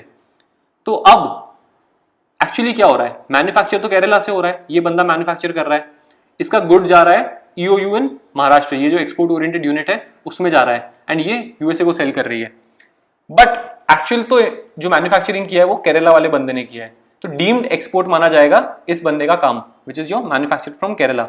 तो under deemed export the goods can be sold within India to anybody who holds a licence for the import of these very goods. The seller selling the said goods against an import licence is the deemed exporter. तो जो seller है, in this case the manufacturer from Kerala, he will be seen as the deemed exporter and जो buyer है he will be called the deemed importer. ठीक है, this is the idea behind it. Now schemes for remission of duties and taxes on exported products. RoDTEP scheme, ये WHO में because we were violating a couple of WTO के obligations, इसके लिए scheme लाई गई थी. तो इसका बेसिक आइडिया यही है कि रिफंड जो होता है वो कर दिया जाए ड्यूटीज का. फॉर एग्जाम्पल जो भी ड्यूटीज टैक्सेस लग रहे हैं एक्सपोर्टर पे उसको रिफंड कर दिया जाए, जिससे उसका जो प्राइस ऑफ गुड है वो अल्टीमेटली कम हो जाए. तो central, state and local level पे जो भी ड्यूटीज या टैक्सेस लगते हैं उसको कम करने के लिए ये लाया गया है. Department of commerce, ministry of commerce इसको रन कर रहा है. There is also something called the SCOMET list. तो it is India's national export control list. ठीक है, तो imported goods covered in the SCOMET list are not permitted for export. तो जो भी गुड्स आप एक्सपोर्ट नहीं कर सकते वो यहाँ पे मेंशन्ड होंगे स्कॉमेट लिस्ट में. बस इतना याद करो, ये लिस्ट याद करने की जरूरत नहीं है. एमनेस्टी स्कीम क्या है? It is a one time settlement scheme. कोई भी जो भी ईपीसीजी है, मतलब export promotion for capital goods वाली स्कीम के अंदर जो भी कंपनी है, अगर उसने अपना एक्सपोर्ट ऑब्लिगेशन नहीं फुलफिल किया होगा तो उसको एक वन टाइम सेटलमेंट का ऑप्शन दिया जा रहा है कि एक बार तेरे को माफी दे देंगे. That is your export settlement का one time settlement amnesty scheme. WTO dispute settlement mechanism. तो उसमें WTO ने रिसेंटली इट हैज ऑब्जर्व कि इंडिया हैज वायोलेटेड काफी सारे global trading rules when it comes to import duties over the mobile phones. तो there are two main ways to settle a dispute under the WTO dispute settlement mechanism. पहला है parties mutually agreed solution पे आ जाए, उसमें consultation. It is like basically mediation kind of a thing. Second है adjudication. इसमें क्या होगा कि जो भी डिस्प्यूट सेटलमेंट बॉडी है वो एडजुडिकेट करेगी या जज करेगी based on the merits of the case. Investment facilitation agreement, ये क्या है? 2017 में 2017 में लॉन्च हुआ था बिकॉज WTO में recently there has been a lock jam. मतलब बहुत सारी जो DSB जैसी बॉडी है, डिस्प्यूट सेटलमेंट बॉडी, उसके अंदर कोई काम नहीं हो पा रहा, विच इज वाई इन लोगों ने ये अभी स्टार्ट किया था. तो किसने स्टार्ट किया है? Developing and least developed WTO members have started this. There aim is to basically develop a multilateral agreement on investment facilitation. Investment facilitate करने के लिए एक मल्टीलैटरल अग्रीमेंट बनाया गया है. तो इसमें क्या होगा? It will create a legally binding provisions aimed at facilitating investment flows. Important बात यह है कि it does not include India. India is not a part of this investment facilitation agreement. So do remember this. Global sovereign debt round table, not really important. बस ये देख लो इसको कौन head कर रहा है? IMF, World Bank and India. ठीक है, ये क्यों कर रहे हैं? Debt restructuring. जो भी कंट्रीज में मैक्रो इकोनॉमिक प्रॉब्लम्स आ रही है उसको रीस्ट्रक्चरिंग करने के लिए. गिग इकॉनमी क्या होता है? तो gig economy is basically a free market system जहां पे जो भी लोग हैं, इंडिपेंडेंट वर्कर्स काम करते हैं फॉर शॉर्ट टर्म एंगेजमेंट. तो आपको जोमेटो, स्विगी ये सब उसी का टाइप हो गया. प्लेटफॉर्म मतलब जोमेटो, स्विगी ये सब प्लेटफॉर्म गिग वर्कर्स होते हैं. नॉन प्लेटफॉर्म मतलब जो कोई प्लेटफॉर्म पे नहीं है बट उनका भी सेम काइंड है. मतलब कोई लेबरर होता है ना कि सुबह दिहाड़ी करने गया तो उसको 10 रुपए मतलब जो भी 100 रुपए 200 रुपए मिल गए for doing what ever work that he has done on that particular day. That is your non platform gig worker. अब 56% ऑफ द न्यू एम्प्लॉयमेंट जो इंडिया में जनरेट हो रही है वो गिग इकॉनमी से हो रही है. एंड गिग वर्कफोर्स इंडिया में कौन सा है? रिटेल, ट्रेड एंड सेल्स और ट्रांसपोर्टेशन में सबसे ज्यादा गिग वर्कफोर्स एंगेज्ड है. Then you have the captive employment. Captive employment का मतलब फॉर एग्जाम्पल अगर कोई ऑर्गेनाइजेशन आपको ट्रेनिंग दे रही है कोई चीज की और उसके बाद वही आपको एम्प्लॉयमेंट भी दे रही है, then that will be called a captive employer.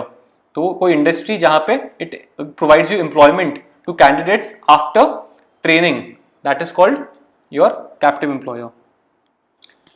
Startup funding ecosystem, there are couple of ways जो टर्म्स आपको पता होने चाहिए. बूटस्ट्रैपिंग. बूटस्ट्रैपिंग मतलब ऐसा स्टार्टअप जहां पे वो जो फाउंडर है वो अपनी पर्सनल सेविंग्स पे उसको चला रहा है. फ्रेंड्स एंड फैमिली मतलब फ्रेंड्स एंड फैमिली से सपोर्ट लेके चला रहा है, उनसे पैसा ले लिया वहां से चला रहा है. ग्रांट्स एंड बेनिफिट्स मतलब कोई चैलेंज जीता, कॉम्पिटिशन जीता, उससे चला रहा है. एंजल इन्वेस्टर वो होते हैं जो कंपनी में इन्वेस्ट करते हैं based on the companies potential, तो वो एंजल इन्वेस्टर से पैसा ले सकता है. वेंचर कैपिटल फंड मतलब प्रोफेशनल इन्वेस्टमेंट फंड्स होते हैं जो इन्वेस्ट करते हैं हाई पोटेंशियल बिजनेसेस में in return for equity. And ऐसे ही वेंचर डेट फंड्स भी होते हैं जो डेट के फॉर्म में इन्वेस्ट करते हैं. So that is it. Then you have stand up India. तो स्टैंड अप इंडिया सिस्टम क्या है? Let us see. तो बेसिकली इसको लॉन्च किया गया था to promote entrepreneurship between among SC, ST and women.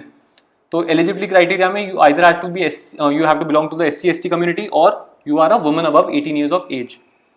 Green field projects में loan available होते हैं. 51% जो स्टेक है कम से कम SC ST या विमेन एंटरप्रेन्योर के पास होना चाहिए, तभी आपको वो लोन मिल सकता है। Borrower should not have any default in the bank, तभी आपको लोन मिलेगा। तो कितना लोन मिल रहा है? 10 से 100 लाख का लोन मिल रहा है to at least 1 SC ST and women borrower per branch. जितनी भी ब्रांच है, हर ब्रांच पे कम से कम इतना लोन आपको देना है। That is the idea behind it. Evergreening of patent क्या होता है? तो अभी रिसेंटली जॉनसन एंड जॉनसन जो है, जो कंपनी है जो बनाती है काफी सारे प्रोडक्ट्स, उनका जो लाइफ सेविंग टीबी ड्रग है बेडाक्विलिन, उसकी मोनोपोली को इंडिया ने एक्सटेंड करने से मना कर दिया है। तो इनकी मोनोपोली है इस ड्रग को बनाने में, तो इंडिया हैज सेड कि नहीं, अब खाली यही कंपनी नहीं बनाएगी, अब बाकियों को भी हम चांस देंगे। तो it is basically a way that many pharmaceutical firms use, जिससे उनका जो पेटेंट है, पेटेंट लाइफ है ड्रग का, वो इंक्रीज हो जाए। कैसे वो करते हैं इसको? तो कुछ छोटा मोटा इसमें ना बदलाव कर देंगे, कुछ छोटा मोटा चेंज ला देंगे in this TB drug and they will show के ये तो अब नया प्रोडक्ट बन गया। तो this is how they do it. But India के पेटेंट एक्ट में एवरग्रीनिंग ऑफ पेटेंट्स को गलत माना गया है, ठीक है। तो this is the idea behind it. कितना टाइम के लिए पेटेंट मिलता है इंडिया में? 20 ईयर्स के लिए मिलता है। एग्रीकल्चर में पैक्स हमने ऑलरेडी देख रखा है, तो we are not going to go through it again. There is something called the Saathi portal, जो रिसेंटली इनॉग्रेट किया है मिनिस्ट्री ऑफ एग्रीकल्चर ने। साथी का फुल फॉर्म क्या है? Seed traceability authentication and holistic inventory portal. इसमें बेसिकली सीड सर्टिफिकेशन, मतलब वो सीड क्या अच्छी है, कैसी है, एंड क्या जनरल पब्लिक उसको हाई क्वालिटी सीड्स मिले, उसके लिए इसको बनाया गया है। इसमें लीगल स्टेटस दिया जाता है सीड सर्टिफिकेशन को under the enactment of seeds act. That is it. Price of tops. Tops क्या है? टमाटोज, अनियंस एंड पोटैटोज, इसको टॉप वेजिटेबल्स बोला जाता है। And these are the 3 largest cultivated as well as produced as well as consumed vegetables in India. India is the second largest producer of these vegetables in the world after China. तो India second largest है इन 3 सब्जियों का producer. Now tops के लिए कौन सी schemes बनाई गई है? तो एक ऑपरेशन ग्रीन बनाया गया था, ठीक है। It was launched on the lines of operation flood, जहां पे प्राइस वोलेटिलिटी जो देखने को मिलती है इन 3 क्रॉप्स में, टमेटोज, अनियन एंड पोटैटोज में, उसको कम करने के लिए ये स्कीम लाई गई थी। एंड इसको बाद में टॉप टू टोटल नाम दिया गया था, मतलब सारी वेजिटेबल्स इसके अंदर बाद में कवर कर दी गई थी in 2020। Then there is something called grams. Grams क्या है? रूरल हार्ट्स होते हैं ना, जो रूरल हार्ट है विलेज मार्केट्स है, उन्हीं को रीडेवलप किया गया है और नया नाम दे दिया गया है grams. MIDH, mission for integrated development of horticulture, तो ये भी एक स्कीम चलाई जा रही है। And there is something called the price stabilisation fund, मतलब प्राइस जो है इन 3 कमोडिटीज की वो स्टेबलाइज्ड रहे, उसके लिए किया गया है। तो इसमें onion, potatoes and pulses, these are covered, तो पल्सेस भी कवर्ड है इसके अंदर। Next you have aquaculture sector. We have done this everything, fisheries हमने पूरा अच्छे से कवर किया हुआ है in the PT65 video. There is something called the coastal aquaculture authority, तो it is a statutory body under the coastal aquaculture authority act. Ministry of fisheries के अंदर ही आती है, एनिमल हस्बेंड्री एंड डेयरिंग के अंदर ही आती है। सो या now the next thing is next एक चीज है which is your AHSSOH, which is your animal health system support for one health. तो इसको implement as a central sector scheme किया जा रहा है और इसको 5 स्टेट्स में रखा जा रहा है, which is your Assam, Odisha, MP, Maharashtra and Karnataka. इसके अंदर बेसिकली एनिमल हेल्थ को लेके स्टेप्स लिए जाएंगे। अब इंपॉर्टेंट बात इसमें जो है वो है इसको कौन कंडक्ट कर रहा है? तो इसको कंडक्ट कर रहा है world bank. So remember, one health की जो स्कीम है उसको वर्ल्ड बैंक रन कर रहा है। कैनलाइजेशन क्या होता है? बेसिकली कोई भी इंपोर्ट या एक्सपोर्ट होता है उसको आप पर्टिकुलर एंटिटीज से अगर करवाओ, कोई पर्टिकुलर गवर्नमेंट एजेंसी से करवाओ, that is called canalisation of imports and exports. तो इसमें इंडिया के केस में जो कैनलाइजिंग एजेंसी है फॉर इंपोर्ट ऑफ यूरिया, वो कौन सी है? इंडियन पोटैश लिमिटेड, ठीक है। सिमिलरली ऐसी ही कौन सी है? Rashtriya chemical fertilisers and national fertiliser limited, उनको भी कैनलाइजिंग एजेंसीज दिया गया है, उसको टैग दिया गया है। IFAD, International Fund for Agriculture Development, it is an international financial institution and specialized UN agency which is based in Rome. ये क्या करती है? रूरल लोगों के लाइवलीहुड, फूड सिक्योरिटी, लाइवलीहुड और ये सब के लिए काम करती है IFAD। इंडस्ट्री में vehicle scrappage policy not really important, इसमें सिर्फ ये देख लो कि क्या क्या स्टेप्स, इंसेंटिव्स और डिसइंसेंटिव्स दिए गए हैं, but that is also not really that important. Pharmaceutical में कुछ नहीं है। NIPAR के बारे में देख लो, national institute for pharmaceutical education research, ये एक ऑटोनमस बॉडी है under the ministry of chemicals, department of pharmaceuticals के अंदर ये आती है। इंस्टीट्यूट ऑफ नेशनल इंपॉर्टेंस को कहा गया है। नेशनल डिवाइसेस पॉलिसी लाई गई है फॉर मेडिकल डिवाइसेस के मैन्युफैक्चरिंग और इनोवेशन के लिए। इसके अंदर एक सिंगल विंडो क्लियरेंस सिस्टम दिया गया है। लार्ज मेडिकल डिवाइसेस पार्क बनाए जाएंगे, क्लस्टर्स बनाए जाएंगे हब एंड स्पोक मॉडल पे। सेंटर ऑफ एक्सीलेंस बनाया जाएगा एंड प्राइवेट इन्वेस्टमेंट को एंकरेज किया जाएगा, तो प्राइवेट इन्वेस्टमेंट को भी एंकरेज करेंगे। There is something called the TReDS, trade receivable discounting system. ये क्या है? It is a digital platform जो आरबीआई रन करता है या उसने इनिशिएट किया है, जिससे एमएसएमईज जो है उनको क्रेडिट टाइम से या फाइनेंस जो है टाइम से मिलता रहे। For example there is somebody like a government ने कुछ पैसा कोई चीज खरीदी कोई एमएसएमई से। फॉर एग्जाम्पल पूरे साल का पेन्स जो होता है वो इसने गवर्नमेंट ने खरीदे आपके एमएसएमई से। सो this is government, this is MSME. अब गवर्नमेंट क्या बोलेगा एमएसएमई को कि मेरे को 100 पेन्स दे दे, तो एमएसएमई दे देगा। उसके बदले में it will generate an invoice, एक बिल जनरेट करेगा and this bill it will give to some bank. ठीक है, उस बैंक को ये जाके वो बिल दे देगा। इससे बैंक को क्या पता चल जाएगा कि अच्छा ये जो एमएसएमई वाला जो बंदा है उसने कोई गुड सेल किए गवर्नमेंट को and government will pay it later on some later date this amount जो इनवॉइस में मेंशन्ड है। तो बैंक क्या करेगी, इसको उसका एक सर्टेन परसेंटेज, फॉर एग्जाम्पल अगर ₹100 के गवर्नमेंट ओ करती है इस एमएसएमई वाले को, तो बैंक इसको ₹80 के अराउंड पैसा दे देगी कि अभी तो ₹80 तेरे को जो भी खर्चे करने हैं, नए पेन खरीदने हैं या अपनी शॉप एस्टैब्लिश करनी है, उसके लिए अभी यूज कर ले। जब गवर्नमेंट ₹100 देगी ना, तो तब इसको पूरे के पूरे रुपीस थोड़े बैंक काट के दे देगी। तो government will now directly pay it to the bank. ये ₹100 जो है वो अब एमएसएमई को नहीं देगी, वो सीधा बैंक को देगी। This is the idea behind the TReDS. Now TReDS जो है it is a digital platform जो आरबीआई रन करता है एंड फैसिलिटेट करता है एमएसएमई के फाइनेंसिंग को। इसमें सिर्फ और सिर्फ एमएसएमई ही पार्टिसिपेट करते हैं एज सेलर्स इन ट्रेड्स, और बाकी जो बायर्स कौन से हैं, कॉर्पोरेट्स हो सकते हैं, गवर्नमेंट डिपार्टमेंट्स हो सकते हैं, पीएसयू हो सकते हैं, कोई भी हो सकता है। बैंक्स और एनबीएफसी जो होते हैं वो पार्टिसिपेट करता है as financiers. Smart cities mission कौन रन करता है? Ministry of housing and urban affairs. उसने क्या बोला है 86% फंड्स जो हमने स्मार्ट सिटीज मिशन को दिए थे वो यूटिलाइज हो चुके हैं। Smart cities mission centrally sponsored scheme है under the ministry of housing and urban affairs. 100 cities इसके अंदर कवर्ड है। That is all that you need to remember.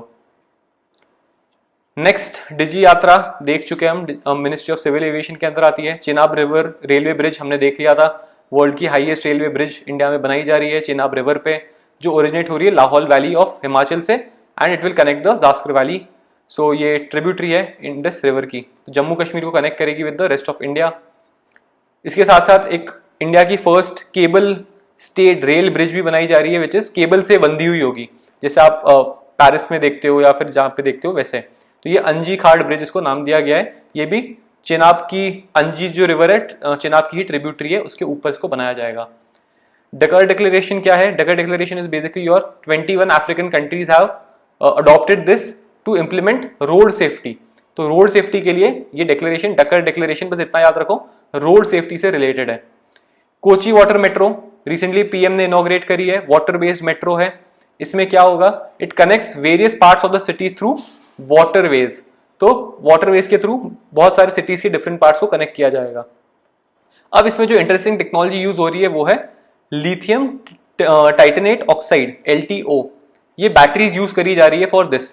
अब इसकी खासियत ये है कि they can be charge in 15 minutes using a specially built charging system. LTO batteries are not only the safest batteries around the world, but they also have a long lasting life cycle. ठीक है, this is the good thing about them. Power sector में important कुछ नहीं है, CEA को खाली देख लो कि इलेक्ट्रिसिटी एक्ट से बना हुआ है, सेंट्रल गवर्नमेंट को एडवाइस करता है on matters relating to the national electricity policy. तो ये जो पॉलिसी का अभी ड्राफ्ट स्टेज है, इसके लिए we are not discussing it. बाकी टेक्निकल स्टैंडर्ड्स, ग्रिड स्टैंडर्ड्स में भी हेल्प करता है। अब ये इंपॉर्टेंट है इंडिया का एनर्जी प्रोफाइल। तो देखो इंडिया में एनर्जी प्रोफाइल क्या है, अराउंड 50% जो एनर्जी कंज्यूम हो रही है वो कोल जनरेटेड एनर्जी है, मतलब थर्मल पावर प्लांट से जनरेटेड एनर्जी है 51%। रिन्यूएबल एनर्जी जो है वो 39 या 40% के आसपास है, एंड बाकी जो है आपकी गैस से रिलेटेड एनर्जी है 6%। इसके अलावा अगर हम रिन्यूएबल की बात करें, ठीक है, ये 40% की बात करें, उसमें 34% जो है वो सोलर एनर्जी है, बाकी की 30% जो है वो आपकी लार्ज हाइड्रो है और फिर आपकी विंड एनर्जी है। तो याद रखना कि सबसे ज्यादा सोलर एनर्जी है, फिर लार्ज हाइड्रो एनर्जी है एंड लास्टली विंड एनर्जी है in the renewable sector. National gas grid ज़्यादा इंपॉर्टेंट नहीं है, बस एक बरौनी और गुवाहाटी के बीच में पाइपलाइन बनाई गई है, बरौनी इज इन बिहार, तो नेशनल गैस ग्रिड से कनेक्ट कर दिया है बिहार को. It is under the purview of PNGRB, petroleum and natural gas regulatory board. तो this is another thing. National gas grid cover करता है सारे इंटरकनेक्टेड पाइपलाइन नेटवर्क्स को. IOCL, ONGC, गेल, ये सारे इसमें कनेक्टेड है. बाकी प्रधानमंत्री ऊर्जा गंगा प्रोजेक्ट 2016 में लाया गया था. अनइंटरप्टेड कुकिंग गैस प्रोवाइड करी जा रही थी हाउस होल्ड्स को in UP, Bihar, Jharkhand, West Bengal, Odisha. It is also known as the Jagdishpur Haldia and Bokaro Dhamra pipeline project. North east में भी ऐसी गैस ग्रिड बनाई गई है. रिवाइज्ड गैस प्राइसिंग नॉर्म्स, तो जो डोमेस्टिक गैस प्राइसिंग के नॉर्म्स है, ठीक है, जो भी हमारे घर पे गैस आती है उसके रिलेटेड नॉर्म्स को भी चेंज किया गया है. अब ओल्ड प्राइसिंग सिस्टम में क्या हो रहा था, जो प्राइजेस थी वो इंटरनेशनल मार्केट से बेंचमार्क थी, लेकिन अभी क्या है, जो इंडियन क्रूड बास्केट होगा ना, उसके 10% ऑफ द मंथली एवरेज को, उसको प्राइस को रखा जाएगा. सेकंड, जो प्राइजेस पहले हाफ ईयरली बेसिस पे नोटिफाई होती थी, अब मंथली बेसिस पे करी जाएगी. एंड कोई फ्लोर या सीलिंग नहीं होती थी पहले वाले सिस्टम में, मतलब हाईएस्ट कितना होगा या लोएस्ट कितना होगा ये सब नहीं होता था. लेकिन अभी एक एडमिनिस्ट्रेटेड प्राइस मैकेनिज्म है जहां पे फ्लोर एंड सीलिंग प्राइस पहले से तय कर दी जाएगी. कोई प्रीमियम अलाउड नहीं था to be charge on in the old regime, लेकिन अभी they can allow 20% premium over the APM, मतलब ये जो एडमिनिस्ट्रेटेड प्राइस मैकेनिज्म है इसके ऊपर 20% अपना प्रीमियम ये लोग चार्ज कर सकते हैं. की reports that are in news, logistic performance index World Bank निकालती है. Future of job report world economic Forum निकालती है. Global trade outlook and statistics report WTO निकालती है. एंड बिजनेस एनवायरमेंट रैंकिंग्स ये EIU, which is your Economist Intelligence Unit, निकालती है. So that is it from my side. I hope you found this lecture to be great. And if you have any doubts, you can join our channel IFR IAS UPSC. And I hope you do well in prelims and this video can help you achieve your dreams. So that's it. Thank you from my side. Have a good day. So I hope you liked the video. If you want to follow us for more such content, you can follow us on Telegram, Instagram, YouTube and Twitter. Here are the links for it. If you like the video, please like, share and subscribe to our channel. Thank you.